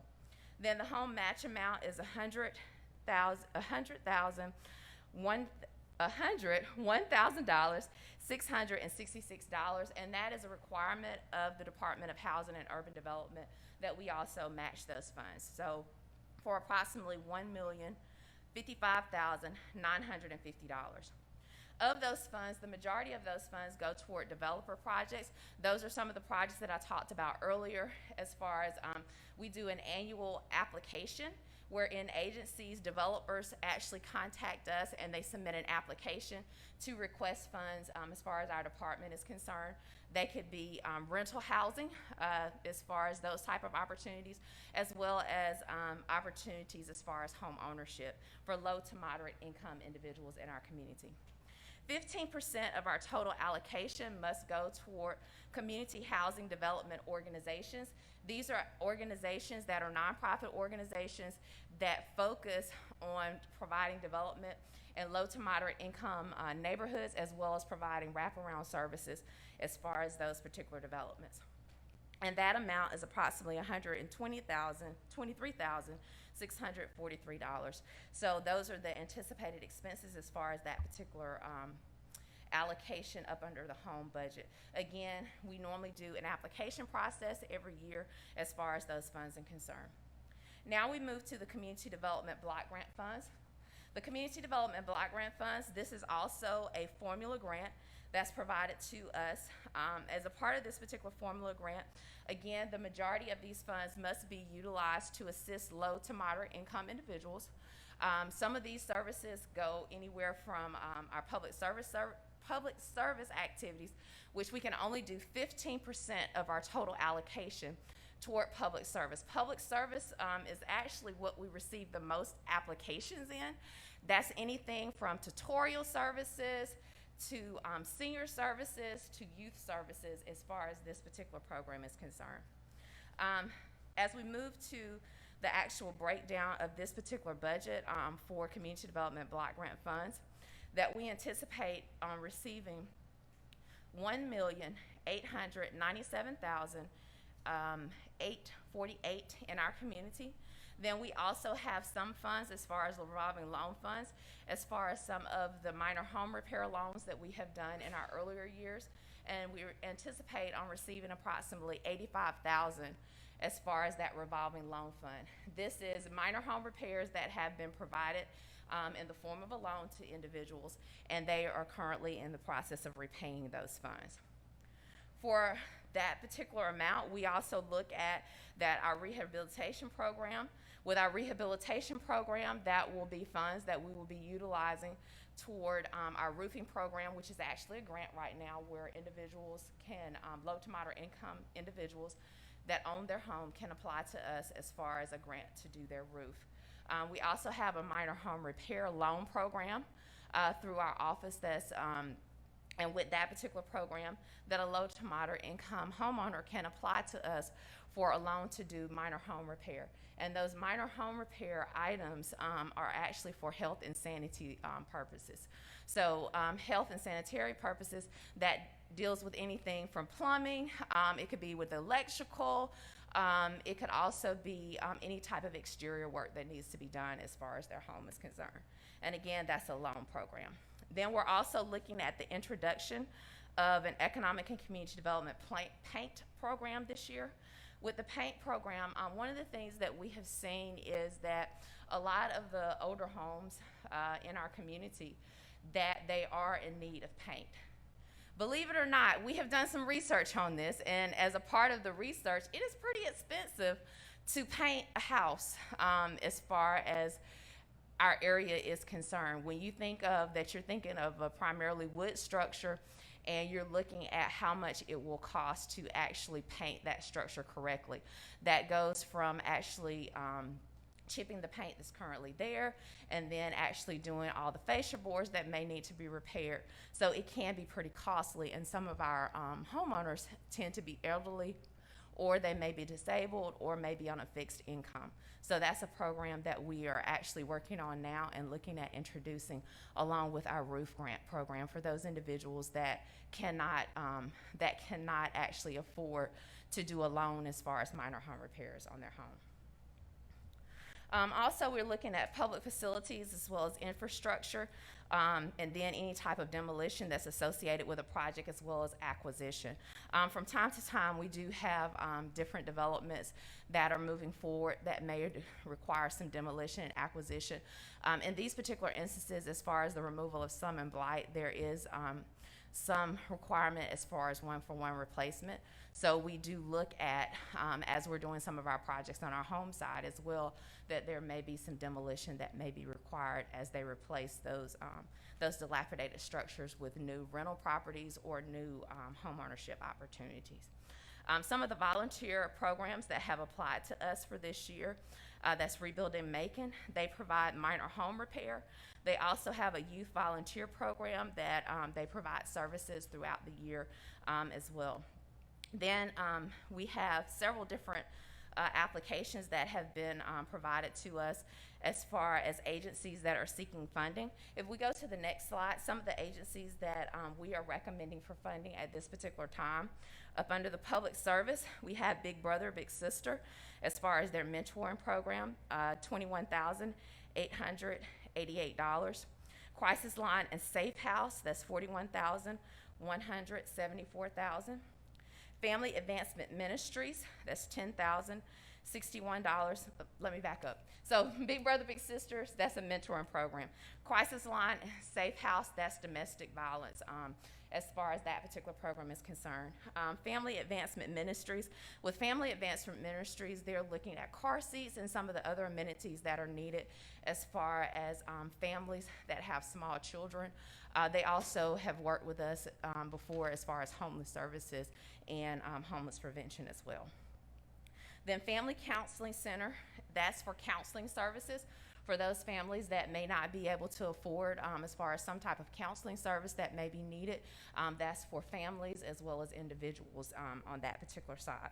Then for Home First, That's an agency that provides assistance as far as providing counseling for housing counselings, but they also provide counseling as far as those individuals that are facing foreclosure. So that agency also provides that assistance as well.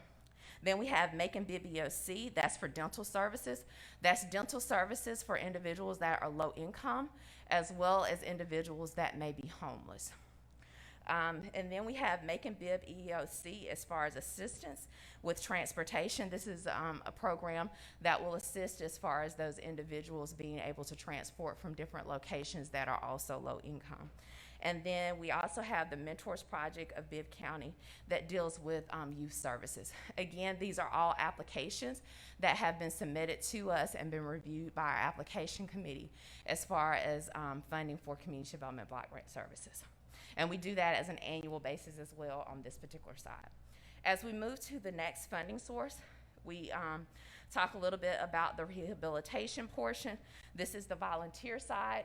Again, these are agencies that we're recommending for funding. That is Rebuilding Macon as far as their volunteer youth program. That's a program that they normally do during the summertime, and that's $52,000. And then for Rebuilding Macon, their minor home repair program, which is done all year long. This is for seniors as well as elderly. This is for seniors as well as disabled low-income individuals as far as this particular program is concerned. And again, these are a part of our application process as well. So that is the main presentation that we have as far as our regular budget. Would you like to entertain questions now, or would you like for me to go to the next one? We'll go ahead and do a couple of questions now on this action item, and then we'll move on to the action plan next. So, Commissioner Bronson, you have a question? Hey, good morning. I had a quick two questions in regards, one in regards to your CDBG, or minor home repairs. Yes. I know we want to try to utilize like the funds. It's important that we put the funds back into the community, right? So when we say minor home repairs in regards to seniors and so forth, is there a particular focus point utilizing data-driven information to identify seniors that are living alone? And I use that, I'm stating that because I have a number of seniors in my district that don't have the capabilities to get out and do the home repairs or even fill out the application to get these things done. Is there a way for us to identify those seniors, do the knock check, hey, they're checking on these seniors basically and see what they need and just to be proactive in this regard? Is there any measures in place for that? Unfortunately, there is not. The only thing we can do is work with those agencies that actually deal with seniors. That as far as Meals on Wheels, which we have worked with Meals on Wheels before, as far as that's concerned, because the data that we will have, it will show if there is a homeowner there, but only the census data actually would show if what that age range of that particular individual is. One of the other things that we do for our roofing program and some of our other programs as well is that we contact our neighborhood organizations as far as getting that information out, and then we also send letters to everyone that's in that particular area that we'll be working in. So there's no for lesser term, a direct attack in a sense, or direct driven motive on this end to proactively say, hey, we need you guys to report to us because we want to go out and do these things. I mean, I need at least 10 seniors in this particular area that we can go out and knock out these houses. Is there anything that does that? Are you guys doing that type of method is what I'm getting at? On that type of method, no, we actually utilize the agencies from that particular perspective. That we do not say that we anticipate from those agencies that we work with that we would have 10 people in a specific area or anything along those lines. We also work with Rebuilding Macon as well for those individuals that they may not be able to assist that are referred to us as well. So we do not say that each particular agency that we're looking for so many individuals for you to report to us each year. Okay. And then in regards to the EOC dental plan, right? So when we say in regards to marketing, so it's kind of a two-part question here. Marketing wise, are we pushing marketing for the crisis line in Safe House and domestic violence? I know there was a report recently of a young lady that was shot and killed by her boyfriend, and it was a situation with that where we could have stopped it. And it's not in our city, but it happens. Happens in our city, happens all across the nation, where there is someone that just didn't know to make a phone call or who to text to get out of a bad situation. So are we proactively marketing for the safety of our youth, for the safety of our parents, safety of our seniors and so forth? Are we doing that piece of it when it boils down to the public service side? So for Crisis Line and Safe House, they do a lot of advertisement as far as their agency is concerned, but you also must be very careful as to what type of advertisement is actually done as far as those types of programs. So there are certain measures that are in place as to what can be advertised, how it can be advertised, as far as those particular agencies are concerned. So we actually work with that agency in any type of advertisement or anything along those lines. So even in our action plan, when we talk about these are the agencies that we support, we don't put their address or anything like that. We'll only put what the hotline telephone number is, and then we also put that information out as far as the agencies that we work with. Yes, ma'am. And then final question, in regards to the EOC dental, do we require them to hold dental events? I know for us in the military, we have a dental event. All the soldiers show up. If you've been identified as having a Cat 2 or a Cat 3 type dental problem, you come in, you sit down, you go through that process. Do we require that when it boils down to the funding piece of it for the EOC dental plan? No, what they do is, and especially now with COVID, that everything is on an appointment basis. They actually have a dental person that's on retainer, and they set up the actual appointment, and they make sure that that individual gets to that particular appointment. And it is set up so that it's a first come, first serve as far as that's concerned, but they don't necessarily do it as a walk-in such as that, especially now as far as COVID is concerned. Is there, even with this having COVID, and I get that piece, we've followed protocols and so forth with CDC. Is there a way for us to host a dental type event to get our homeless personnel taken care of on a dental from a dental spectrum?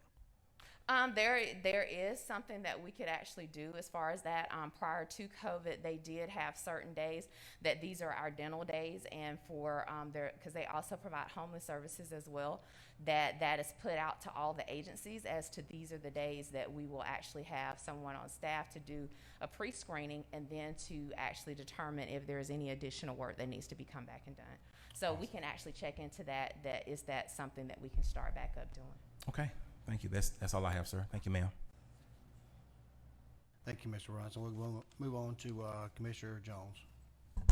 Yes, good morning, Wanzina. A couple of questions, not challenges, just informational purposes. The $80,000 that goes to Home First, Yes. what does that go to? Does that go to pay salaries? Because you say there's in an advisory capacity on people that maybe can avoid foreclosure or to help them get new home loans, but what does the $80,000 go towards? The majority is salaries, but it's also some as far as some equipment and some other things that are needed.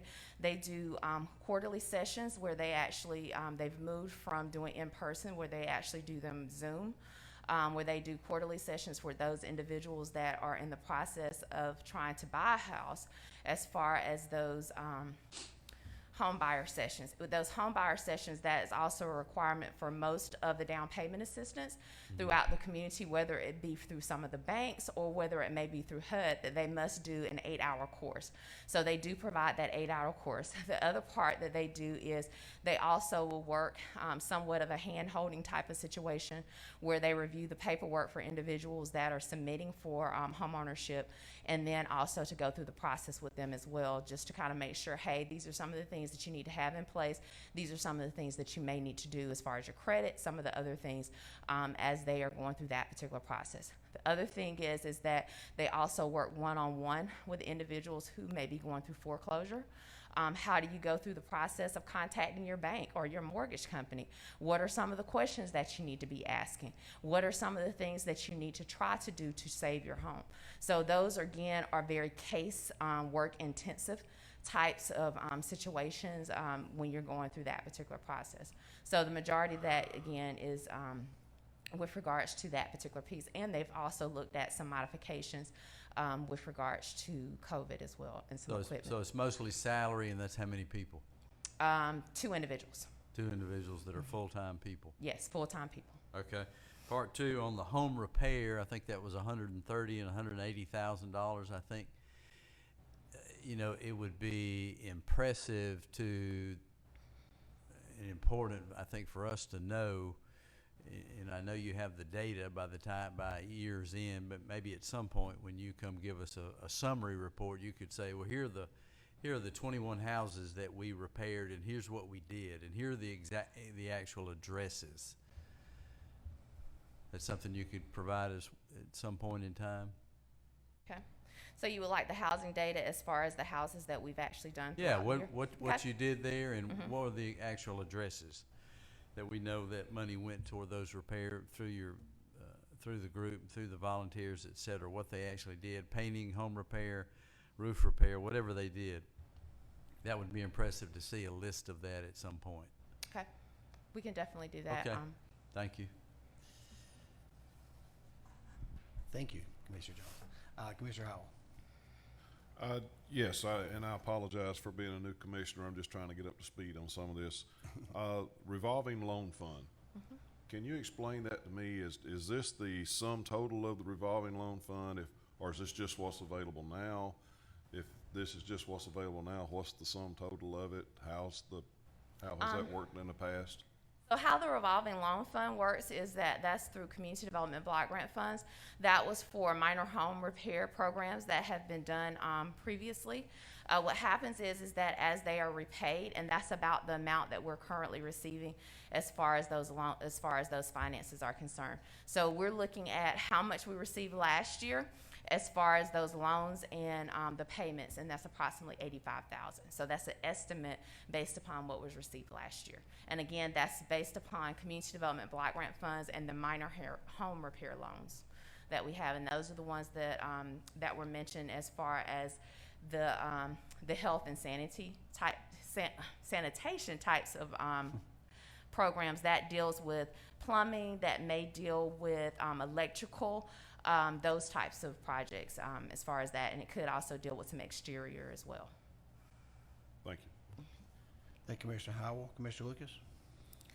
Thank you. And what I'm saying is not someone say to challenge, but it is a positive challenge because over the years, I've just seen a lot of work to take place out of this particular funding source, and I just see a decline in the numbers. Could you first of all say how much money is in the pot for the small business loans? What's the total amount available? For small business loans, it's approximately $500,000 that we're looking at for small business. Okay. For this particular year, it's $5,000. For this particular one, it's $5,000 that we're allocating. But what has happened is that over our last year or so, that we have had our loan program that was out there, we're in the process of actually revamping that, because as applications have come to us, that individuals have not been able to qualify as far as that particular program, or that we're looking for grants and we're not actually looking for loans that we would have to pay back as far as our program is concerned. So, Okay. yes. Okay. Now, could you tell me the other separate amounts of money and the program that Yes. they're attached to Community development block grant funds, is that what you?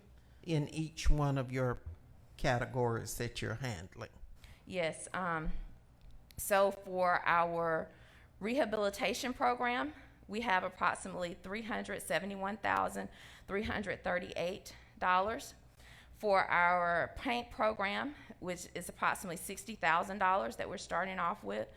For public facilities and infrastructure demolition and acquisition, that's approximately $202,896 as far as that particular program is concerned. For our for our other agencies, for minor home repair, that's approximately $185,000. Okay, I guess my question wasn't clear. How much total money is in each one of these Oh, I'm so categories? sorry. Okay. That was, Okay. I got the part about the programs and the amount. Is the paint gonna be the loud blue and purple and yellow and all of that that's been No, done ma'am. in the past? No, Yeah. ma'am, that's not what we're looking at. We're looking Okay, at the. I just wanted Okay. you, a lot of folks get paint and they get what's left. And I understand. just don't think, I'm just saying, go ahead. No problem. Yes, ma'am, I understand. So let me make sure that I'm clear. So you would like to know what the pots are as far as our home funds, how much we're actually receiving for development on our home side. So the home side will have approximately $1,055,950. And of that, you're proposing to spend, Yes, of that, we're proposing to spend approximately $836,879 toward developer projects. And those developer projects are, again, those applications that come to us for either rental opportunities for low to moderate income individuals, as well as for down payment assistance. okay, but right now, you don't have all of those in place. That's just a proposal. That's just a proposal. That right now. amount that you think may be Yes. spent out of that Correct. million. Correct. Okay, and I have a lot of questions. I don't want to take up all the time because I feel the mayor's eyes on me already from the side of my head. But see, but now the problem I'm having, y'all, is this is a lot of money. This money is intended to alleviate the problems that we have in our community, our health issues, our the mortality, infant, with all of the different things that you could come up with that we are low in this community. And I just think that there are some other things that can be put in place in this budget, which has been in place for how many years? How long have we been getting community development monies? We've been receiving community development block grant funds since 1974. So that's a long time. And I'm seeing rebuilding, Macon, and I'm not picking on them, but they have been able to continue their organization all these years off of community, a large part of it off of community. There are other entities in this community that could build themselves to a point of being really effective in their service delivery with the additional assistance.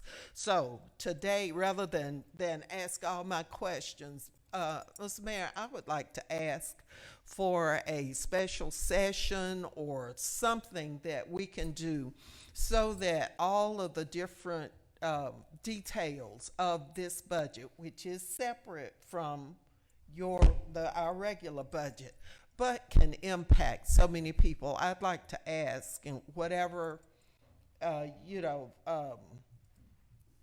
whatever way you think would be appropriate, that we maybe examine this, maybe under your community development. You have a director and a department, don't you? I do. I'd like to see us look at this and see if there aren't some other things that can be done in conjunction with your focus areas of clearing up blight and ours at the health department of improving health outcomes, that we can't pull all this together. And with all of this CARES money coming in and all of that, I think we can make a real dent. And so I would like to see us deal with this, look with all of your input. And please, you're my sorority sister, so you don't take this personally. You know I don't mean you any harm at all. But I want to see this program expanded so that it does more for people. We can't continue with the 30% poverty rate. And that money is intended to alleviate some of that. And we, over all these years, have not made the progress that we needed to make. So I would like to ask if we could have that special session and you determine how it would be set up and who would be involved in it. But I'd like to explore this a little bit more and look at giving you the comfort level where you will launch out and do some other things to really tackle the problems in this community, or we're going to remain poor. We're going to continue killing each other. We're going to continue with substandard everything. So that's what I want to see. Mr. Mayor, is that a reasonable request? Coming from you, Commissioner Lucas, is certainly reasonable. My. I appreciate that. I will let you know that we've been working with Ms. Jackson on several of those initiatives you're talking about, including our blight initiative. We work well together, and she's certainly a part of our homeless initiative, and her office has been very successful in helping us with that. So we've already talked about having her do some more presentations this summer.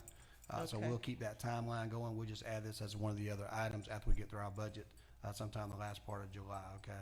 So I appreciate that. We have one more question for Commissioner Wynn, and we're going to take a vote on this and move on. Yeah, I'm not going to belabor the issue, but I've been sitting here listening to a lot of this conversation from the other commissioners and from you, Wanzine, and thank you for being here this morning. I just think that you have a lot of programs there. And for some reason, and I think this is maybe what Commissioner Lucas was alluding to, they're not reaching the people as well as we'd like. Commissioner Bronson here talked about the dental program.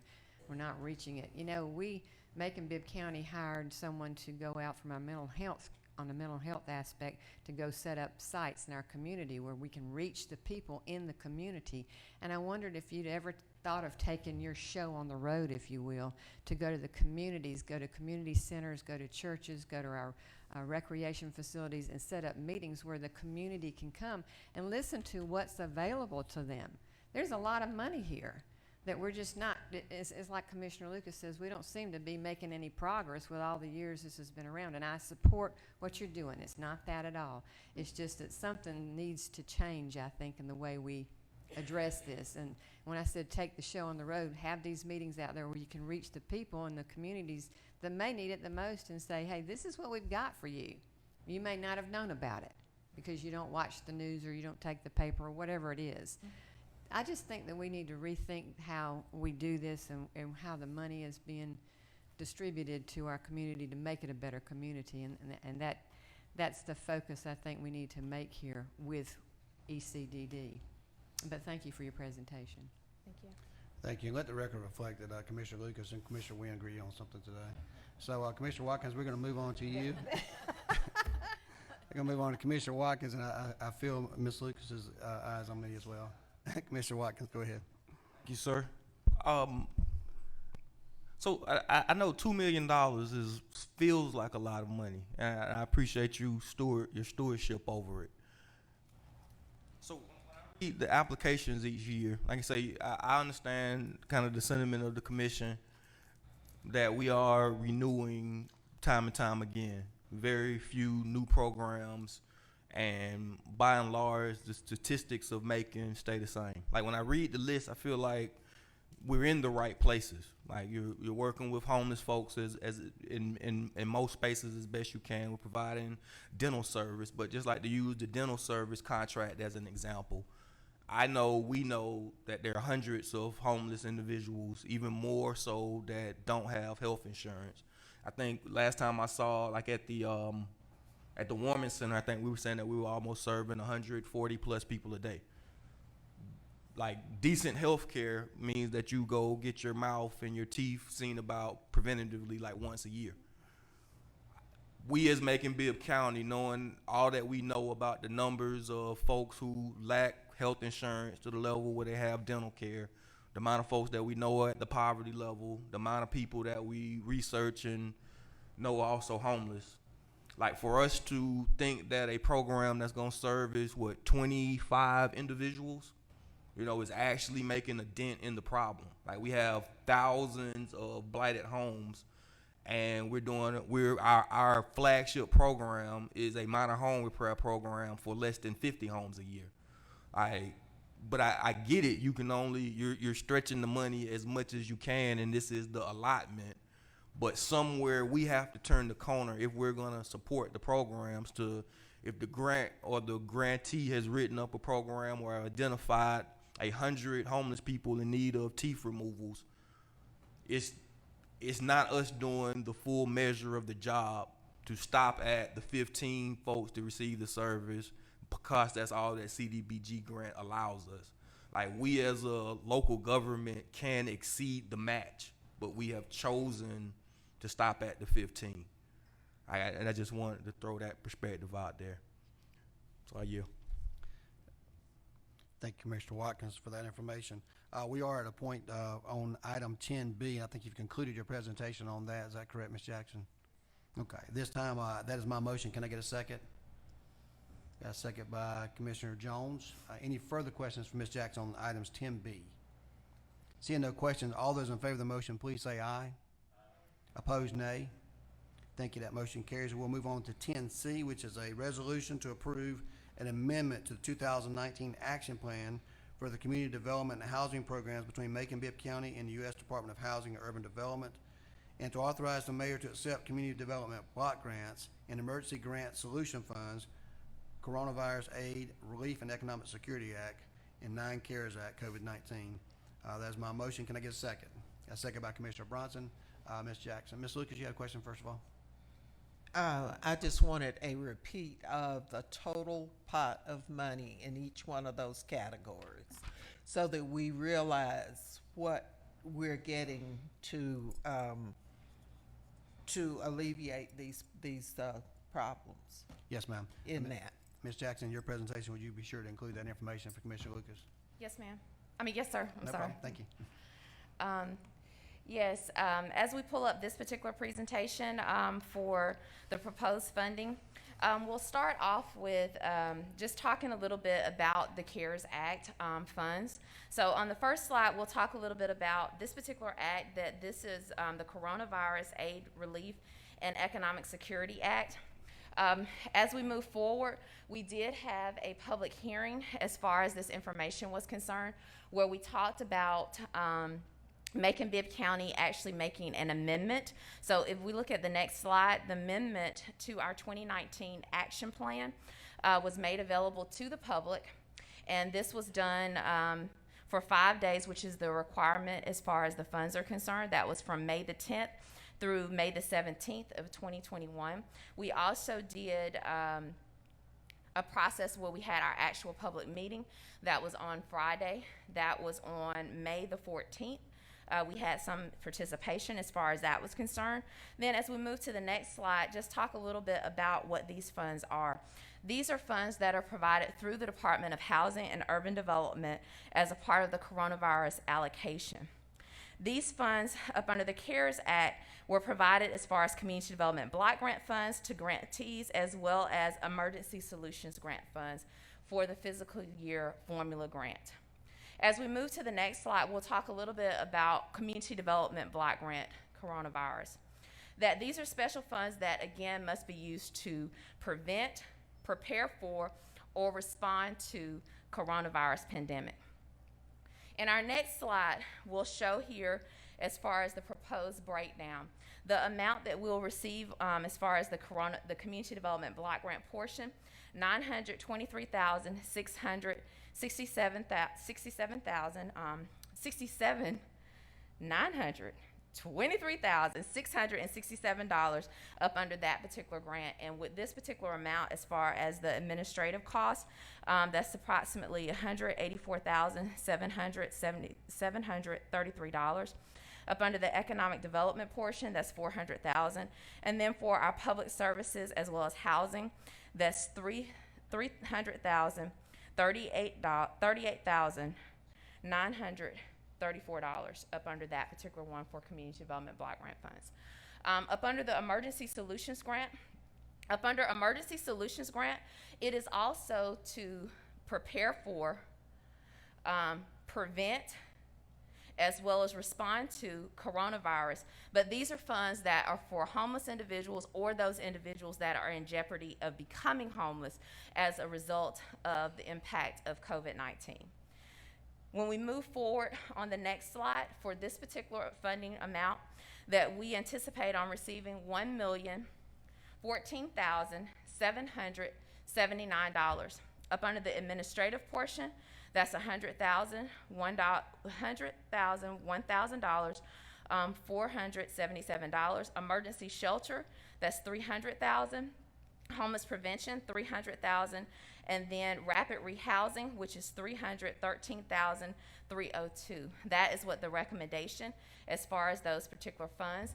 Just as a reminder, the community development block grant portion was $923,667, and the ESG portion is $1,014,779. For these particular funds, we're also looking, thank you so much. For these particular funds, we're also looking at this particular portion that we're required to do as you move to the next slide, the substantial amendment. It's a requirement for us to tell the public as we're moving forward with these particular programs that for substantial amendment, that our definition of substantial amendment is any type of change as far as the addition or deletion of a project, or a decrease or increase of funding by more than 20% if a substantial change occurs in the funding during the fiscal year. So we're going to talk a little bit about our next steps. So we've had our public meeting. We are now presenting to you as commission for review and approval, and then we will also submit this document to the United States Department of Housing and Urban Development for review as well as approval as far as the proposed process. For this particular process, we are looking at having a pre-funding workshop where we will invite agencies. That was one of the things that, as a part of that conversation in our public meeting, that we've had several calls about whether it's too late as far as funds are concerned. So we will be doing another round as far as public meetings to actually receive proposals for these funds as well. Commissioner Wynn? In the same vein that I was speaking a minute ago, where are you going to have these public meetings so that people can come and hear about this money that's available? We've actually done them virtually, but we will also look at if there's an opportunity for us to meet with the different neighborhood groups. But even with the virtual ones, we've actually had more than 50 or more people that have participated, that have actually logged on and listened to the information, and we've actually had some new agencies out of it as well.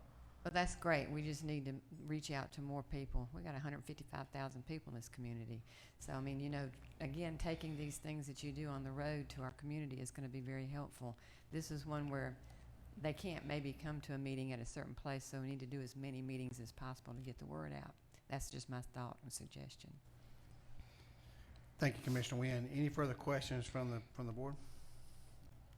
Mr. Watkins? Am I right to assume that the ESG is largely the Brookdale Warming Center program? Actually, it will be, as far as agencies are concerned, as well as Brookdale, as far as that application process, yes. Okay. Thank you, Mr. Watkins. Commissioner Lucas? Did Loaves and Fishes apply for funding? I know they're usually in the budget, and then Daybreak. No, ma'am. They did not apply. No, ma'am. Were they in the meeting? Because you have the meeting is required, isn't it? Yes, it is. The folks who are going to apply have to be in the one meeting. Yes. And then they're eligible to apply. So those agencies didn't. They serve a lot of the population of people that, you know, were listed in the categories for service. I was just curious because I know they're usually funded. Yes, ma'am. Thank you, Commissioner Lucas. Commissioner Watkins, do you have a follow-up question? I see here, like, what, they didn't apply this year? They did not. Okay. Any other questions? Let me see the page. This is quite a long document. Where do I see, like, who got what? I'm on page 21 and it's listing the organizations, but I guess it's not. Which document, you're talking about the action plan? So for these particular funds, we will be coming back to you as far as agencies moving forward, for this particular one. The ones that we've actually provided agencies for were our actual, were for the previous funds, on that particular one. But we've also had an application process as far as these right here. Some of the agencies that, that have applied as far as coronavirus funds, some of those actually include Salvation Army, as well as Family Advancement Ministries, Macon-Bibb EOC, Campus Club, Crisis Line, and All right, Safe hold on. House. I'm sorry. I guess I'm not on the same page as you. We're on item 10C. Yes. And you're actually looking at the, if I'm not mistaken, because we have to do an amendment to the action plan. So the document that you're looking at is actually the action plan that talks a little bit about the actual funds themselves. Okay, so will the also action be plan doesn't detail who gets the money. correct in that particular sense. Yes, that will be coming back to you. Yes, sir. Okay, so this is just authorizing our approval of 923 of CDBG. Correct. And 1.0 of ESG. This is just accepting it. Correct. Okay. Yes, sir. And that's different from the item B, Yes, sir. CDBG and ESG. So these add together, not the same.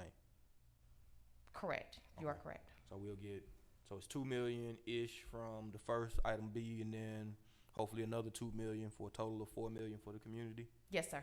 Okay. Yes, sir. All right. But and we've established for the item B that we voted for, we've established who gets what. But for item C, we have not. Correct. Okay. You're correct. I'm 100% online. All right. Thank you. Thank you, Mr. Watkins. Any further questions from commission? Hearing no questions, we do have a motion and a second on this item. All those in favor of the motion, please say aye. Opposed, nay. That motion carries unanimously. Be sent to the consent agenda. Thank you, Ms. Jackson, for that multiple presentations, including Mr. Morrison and others. Thank You you. can hang around if you like to, or you can be excused. Thank you. Thank you. Commissioner, we're going to move on to our item number 11. This is a resolution establishing new fees for the Lake Toba-Sophia Recreation Area. And we have Dr. Moffitt here, as well as the director here to answer any questions. Just let me make a couple of comments first of all. I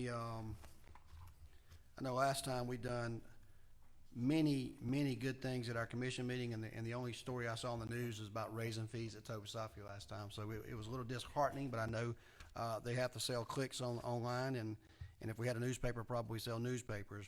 But I do want you to look at these items here, because we're not going to go over all of them unless you just ask questions. Most all the fees at Toba-Sophia are going to remain the same. They are listed in this committee amendment, but about 90% of the fees are going to remain the same, according to my reading of that. That is correct. With the exception of a few items that you'll see are enclosed pavilions. And one of the reasons those is we just spent millions of dollars on making improvements out there. So for your average person going to Toba-Sophia, you will not recognize any difference as a camper, as a boater, as people going out there. If you're one of the ones that has to, that uses the party pavilions that we've made substantial improvements to, you're going to see a slight increase. It's going to make us more competitive, as well as cover the cost associated with how we run the government. So I want you to look at those items. This was on for information a couple of weeks ago. We have a resolution here. We do have the director here. Dr. Moffitt is here. This is the time to make sure that the public is clear about what's going on. This is not a backdoor tax. This is not trying to gouge anybody. This is basically us setting the appropriate price for the many improvements we made at these parks. And like we always say, that Toba-Sophia is a hidden gem. I have stressed in my initial meetings with Mr. Bracewell here is we need to get this budget in line, and we need to come up with ways to make sure that his budget is tighter than ever before. And this is his attempt to make sure that he addresses those concerns that I had initially from meeting with him, and also to just be more efficient of the tax dollars that we have here. So having said that, we'll go ahead and I want to go ahead and, that's my motion. Let me get a second, and then we'll open it up for discussion. Commissioner Wilder, you like to make that second? Okay. We do have a motion and second, and Dr. Moffitt, would you like to say something before we get started? No, just you are absolutely correct, sir. Legal did a great job with the director of breaking down the fees into 14 different line items, and out of those 14 different line items, only 4 or we recommending a change, and that has to do with the rental of enclosed pavilions at Sandy Beach and Claystone, and the new 40,000 foot green space at Sandy Beach Park, and the new 12 by 24 outside shelter at Sandy Beach Park. Those are the only recommended changes that we are referring to, going from the $350 a day. Well, it depends on the weekday, weekend, or holidays, but that's outlined in the resolution. And those are the only adjustments that we're making because of the substantial improvements we did with the facilities, the restrooms in those areas, and the other constructions that we did with the pavilions. Thank you, Dr. Moffitt. Commissioner Lucas had a question. Yeah, I wanted to ask. I've often been curious about the people who live on the lake. Yes, ma'am. What's that arrangement as far as any additional fees and usage and that kind of thing? They pay $150 per dock, per resident there that live on the lake.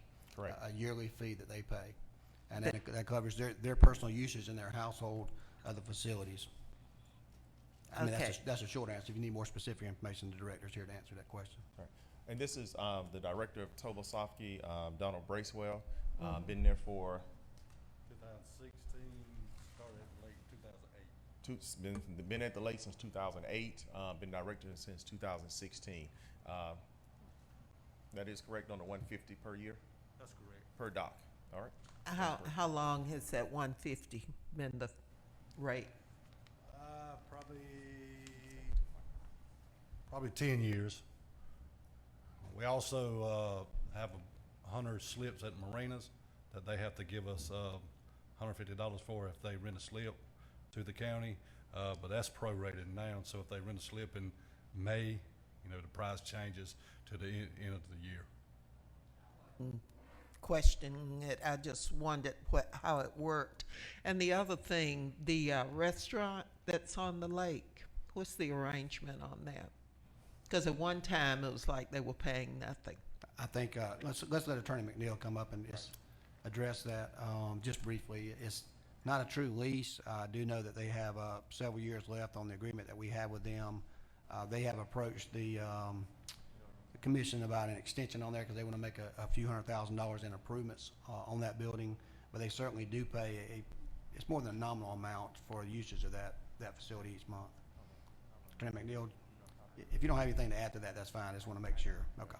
Oh, I love their food now. The food is wonderful, so I don't want them to get the wrong idea about anything, my questioning, because we want to make sure everybody's competitive and want to make sure that we're getting a fair deal as well as they do. I do know that, just full disclosure, I've been approached by them.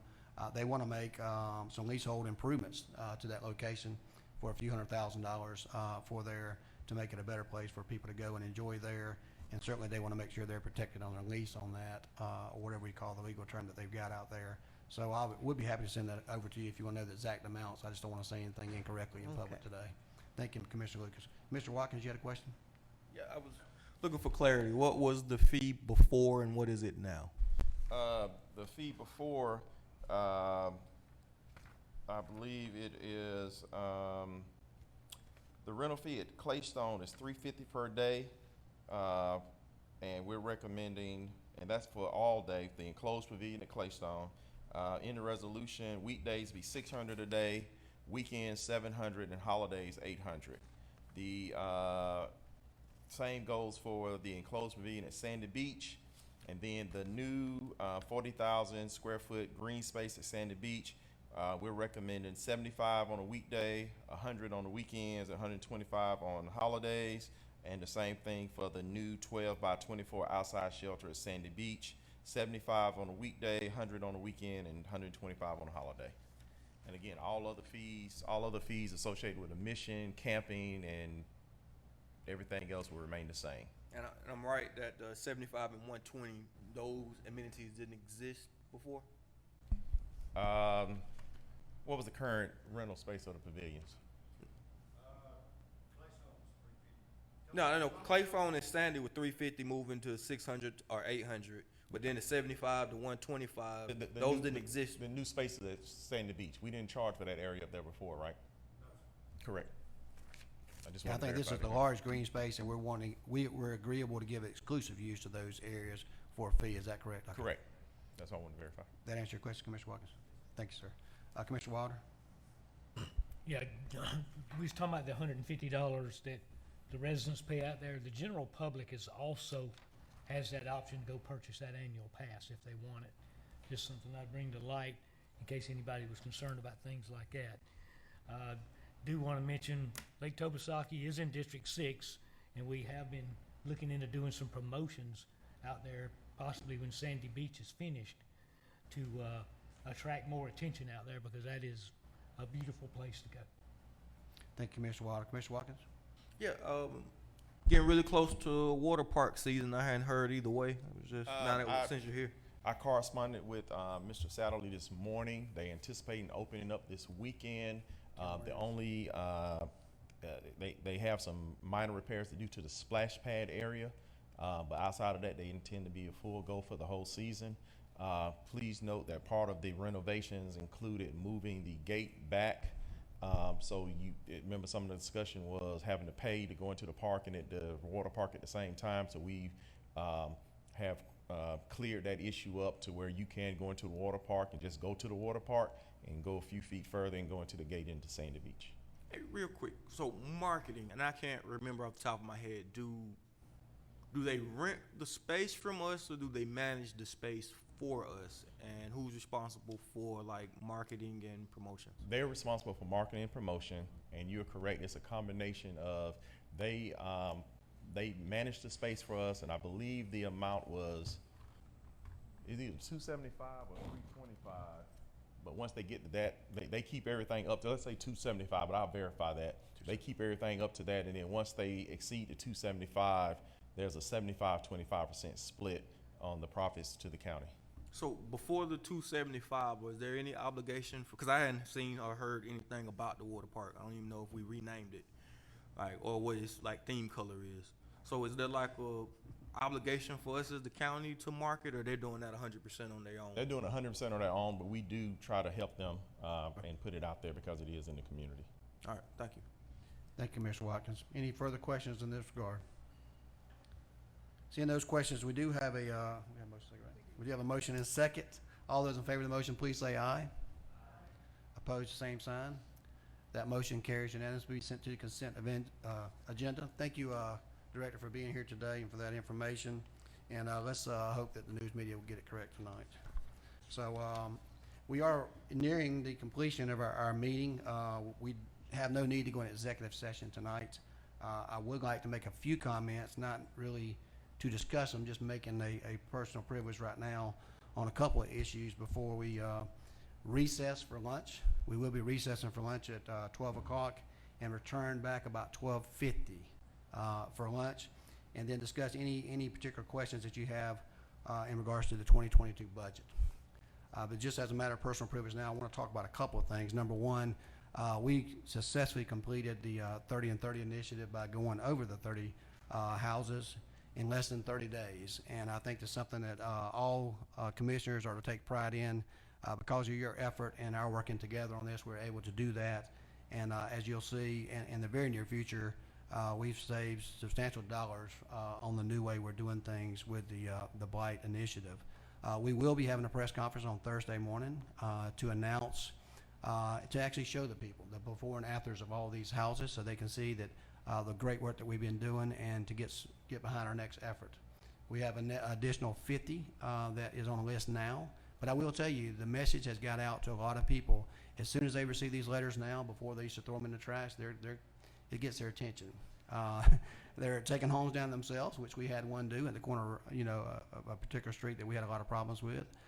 We've had people who call us up and get permits. And we've had people that's not even on the list that's calling and want to know what they need to do to get things straight. So I would thank our attorney's office and our code enforcement for doing a great job. Looking forward to rolling these out. You'll see something a little different on this next list. Before we did a data-driven approach to see where the most houses, residents were that had structural fires, and it took us to a couple of areas. And I know I've got a gentleman that's probably watching this today who always asks me, when are you going to get to East Macon, when are you going to get here? And we try to tell him multiple times that this is data driven and we're going to get to where that data suggests we go. But I will tell you this, the next list that you'll see will show multiple areas, so multiple commissioners will have some in their area. This list is pulled from data that we got based on age of some of the structures. Originally, when we set this program up, we were only to go back a few years based on the communications we had with the fire department on these structural fires, and now we're getting able to not only attack the residential structure fires, but the truly widest structures that we have out there that are nuisance in our community. So you'll see there are some pockets there, but you'll see them spread out over multiple districts, including East Macon, Pleasant Hill, Bloomfield, Houston Avenue, all those areas there, Unionville, Pleasant Hill. So we're going to start attacking this. This is very consistent process. We're getting better each day on this process, and it takes a lot of people behind the scenes to do that. And that's one of the reasons that we ask for additional monies in the code enforcement budget to make sure that we don't have a gap, that we keep this going on a constant roll that we're on now to eliminate blight. So that's the first thing I want to say. The next thing I want to say is something that it's not very often talked about by elected officials, and it's not one thing that I like to particularly talk about, getting out and drawing attention to something negative in our community. But it is the elephant in the room, and that's crime in Macon-Bibb County, in particular violent crime. So I want you to know that as far as my administration is concerned, although I haven't been at the podium beating on the desk or been on a corner hollering about people getting killed, doesn't mean it doesn't affect us. It doesn't mean that each and every day when I come into this office that public safety is my number one concern, because it is. Everything we do, every resolution I've done so far, I can relate to crime. I can relate to public safety. I can relate to economic development. And I want people to know that the 20-something people that's been killed this year is we hear your voice. We have been working behind the scenes. There's some things we just can't necessarily report to the public for security reasons. But we are working on this. I want to let you know that I've already convened all of our top legislators in Macon-Bibb County, elected officials, and stakeholders, and we're going to roll out a crime initiative that you're going to see is going to be very impactful to our community. Some of this will involve putting money where our mouth is. Some of this can involve using rescue money, and this is something we've been working on for a while, but we certainly haven't had the funding necessary to do a lot of this with. But now that we have the opportunity to do so, we're going to take advantage of it in a smart way, and not just throw money at the problem, but make sure these are tested initiatives that we have. So we have a lot of great people involved in there, but it doesn't stop there. You can't have a bunch of people, a bunch of elected officials that may or may not live in your communities and have boots on the ground making all these decisions. So what you're going to see is a concentrated, intentional effort to reach the entire community where they're at. We want community input. I've seen many plans. I've received many emails from the community, whereas they have some very good ideas that simply have not taken off because they haven't had money put aside for them. So we're looking forward to attacking this crime where it's at. We care about it. We realize there's an issue here. We're going to work with all our officials together to make sure that we tackle this issue, because we're not going to, just like we talked about pedestrian safety, we're not going to sit us on the sideline and let people get run over by cars without trying to do something about it. And at the same time, although we can't have a police officer on every corner, we can't have someone at every gas station, we as policymakers can tailor our policy to try to help us where we need to help the most, which may mean regulating some of these areas. It may be some hot spots that we need to have more focus and attention to. It may be putting more police officers in a certain area at a certain time. It may be getting at the root issue of all this problem with intervention for our youth, and that's what we have to concentrate our efforts for. So I know I've talked a little bit long today, but I want to let you know that we're not silent on this issue. Do never take my silence meaning we're not doing anything. So as you may know from this point since January, when we talk about an initiative, usually there's going to be some action right behind it. And this is something that everybody in this community, we want to hear your voice. We're going to have organized ways for everybody to get their voice out and to come up with some viable solutions. And we're going to give you some money to put those viable solutions into action. So I just want to let you know that. We're also going to be receiving an update from the sheriff on June the 8th on what he has accomplished there at the jail, his plans of addressing those issues that we've talked about on a couple occasions, and the money that we allocated before. Let you know we're going to do that right in the middle of our budget, so I wanted to give you an update on that in case you're wondering what we're doing. But we are going to address this issue. We're going to put money behind it, and this is something we're very serious about it. We just need a few months to lay some foundation, to get our feet up underneath us, to make sure we're doing this the right way and not just throw money at a problem, not just make a lot of noise, but really mean it, what we're going to do. So I appreciate you allowing me this opportunity today to say this. We are going to be in a brief recess now to about 12:50. Dr. Moffitt, did you have one thing? No? I received several questions from commissioners this morning about solid waste, and instead of sending an email, if you allow me, I'll just go ahead and give a brief update. One was on the convenience centers. The area is being graded now. Ackerman has moved all the cars from the site. They are about to start the process of landscaping and everything, getting it going. In the meantime, we're going to do a temporary area right behind the scale house for MSW and household, and make the landfill C and D only. That'll help us where we only have to cover one time a month. So we hope to have that going in the next 7 days. We are working on a recycling plan. I spoke to ADS on yesterday. They have hired, I believe he said 8 to 12 drivers last week, and making offers to more. So they are ramping back up. They have the trucks, they have all the equipment on site, but they're just sitting idle until they get the manpower. So they are working on that. I forwarded your email to him to get the number of routes, but we pick up about 48,000 households in a month. So he will give me the number on the routes per day, and I'll get the information to you as soon as you get it back to me. Again, that's the brief update on solid waste. We're working through it. Again, we're asking people to be patient, but we are trying to put some things in place in the next couple of weeks to help that. We are still collecting yard debris. When? Well, every other week. We still have, now we do have our workforce is smaller than what it used to be, but we are still running our routes daily. So every other week we are and we've gotten away from the 2 cubic rule. So I'm telling people pick it up. But again, some things we only have 3 boom trucks. So for the larger piles, we do have to schedule the boom trucks accordingly to go by and pick that stuff up, to pick up the larger piles. I'm just starting to see it pile up in neighborhoods all across town. Yard debris, and other stuff too. I think it's getting that time, so you're probably going to see that Yeah, that's what anyway. I'm I think that we are addressing it, but one thing we were scaling back because if you remember, we had anticipated Waste Management taking over the entire operation. We have not started paying them for that because they have not taken over and shown us they're capable of doing that right now because of the manpower shortage. They have bought millions of dollars of equipment that is sitting on the sideline waiting to take care of that. Don't want to get into a long conversation about this, but also on the recycling.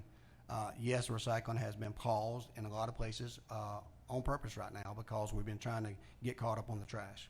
All this is a third-party issue and not our issue directly. We retain these folks to represent us, and I think they're doing the best job they can with what they have to work with. It's not unique to Macon-Bibb County, but we will be sending out some information to everyone soon. Hopefully by this Friday, we'll have 5 locations at fire departments. If you want to recycle, you'll be able to deliver those to those places as a temporary basis until we can get everything done. We've secured about 3 locations on the convenience centers. We're working every day on getting those things. I visited the site myself. We're looking at some plans there, and we're moving right along to doing that. So the first one's going to be really nice. It will be in the area of the old animal shelter and where Ackerman's was, and we're working just as fast as we can. That we do ask people to be patient.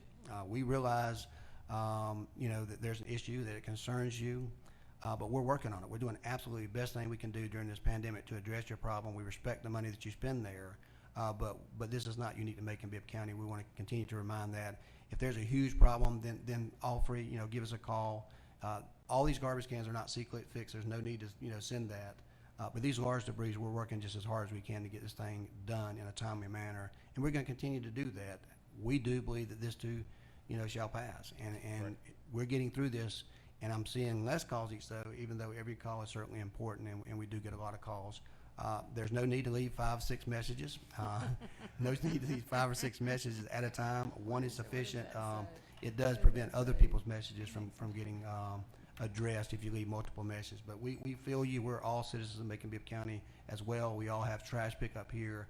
We all suffer the same consequences, but we can get through this together. Believe me, I take it very seriously, but if this is the only issue we're talking about in our community about a few days late or recycling didn't get picked up, then we must be doing something right. So let's just pull together and bear down, and let's get some time to make this happen. Mr. Bronson, you want to close us out before we go to lunch, sir? Oh man. So that's all, folks. No, so first and foremost, thank you for that, Mr. Mayor. We have a lot of concerns throughout our districts. You've already hit on one thing in regards to the temp site, in regards to areas we can drop off for recycling.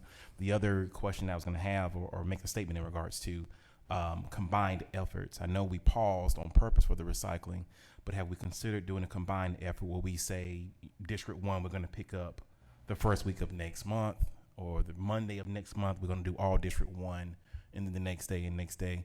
Have we considered that as a possible avenue of approach with this? We considered it, but for the most part, our guys are full throttle in yard waste, illegal dumping, working with the Blight Initiative. You know, all three departments, Parks and Beautification and Public Works. Mowing has now substantially increased. Okay. So Solid Waste Department is full throttle in yard waste, illegal dumping, what we call those concierge services, dead animals and things of that nature. Out of curiosity, do we as commissioners, and I'm new to this whole deal too, by the way, so we as commissioners, do we have funds to put out, say for instance, the what is the I don't want to say a trash can, but the big dumpster? Do we have funds to put those out, possibly strategically put those out in certain areas? Well, yes. I mean, we're working through that. I mean, as far as we do that with communities, if communities call and say they want a dumpster, we're working with Keep Macon-Bibb Beautiful and organizations that neighborhoods, the neighborhood watch associations. If they want a dumpster, we'll put them out of things like that. Okay. So how would they go about doing? Do they need to contact us, or do they contact you guys, or? Either one. If they contact you, you will forward it to me and I'll handle it, or they can call the Solid Waste Department and handle it and go from there. It's just a matter of scheduling. Okay. Cool business. Thank you, so Mr. much. Bronson. Since Commissioner Wilder has chimed in a little bit late in the game, I'm going to let him close us out. But at the completion of his question or comment that he makes, I wanted to go ahead and grace the food for us, since he's, I know he's willing to do that. Thank you, Mr. Wilder. Can we make a public statement on news maybe today? I mean, I've been putting it out heavy on social media, but I got multiple people calling me say they don't know what's going on with the trash deal. You know, Yes. if we could make some kind of public statement on the news, it would be awesome. Okay. We would do that. Thank you, Mr. Wilder. Go ahead, sir. Dear Lord, we just thank you for this day. We just thank you for this business we've had this morning. We just ask you, Lord, to just keep us channeled straight and narrow, and as we continue this business after lunch, we just ask you, Lord, to bless this meal, nourish our bodies. In Jesus' name, amen. Amen. We'll be in recess till 12:50.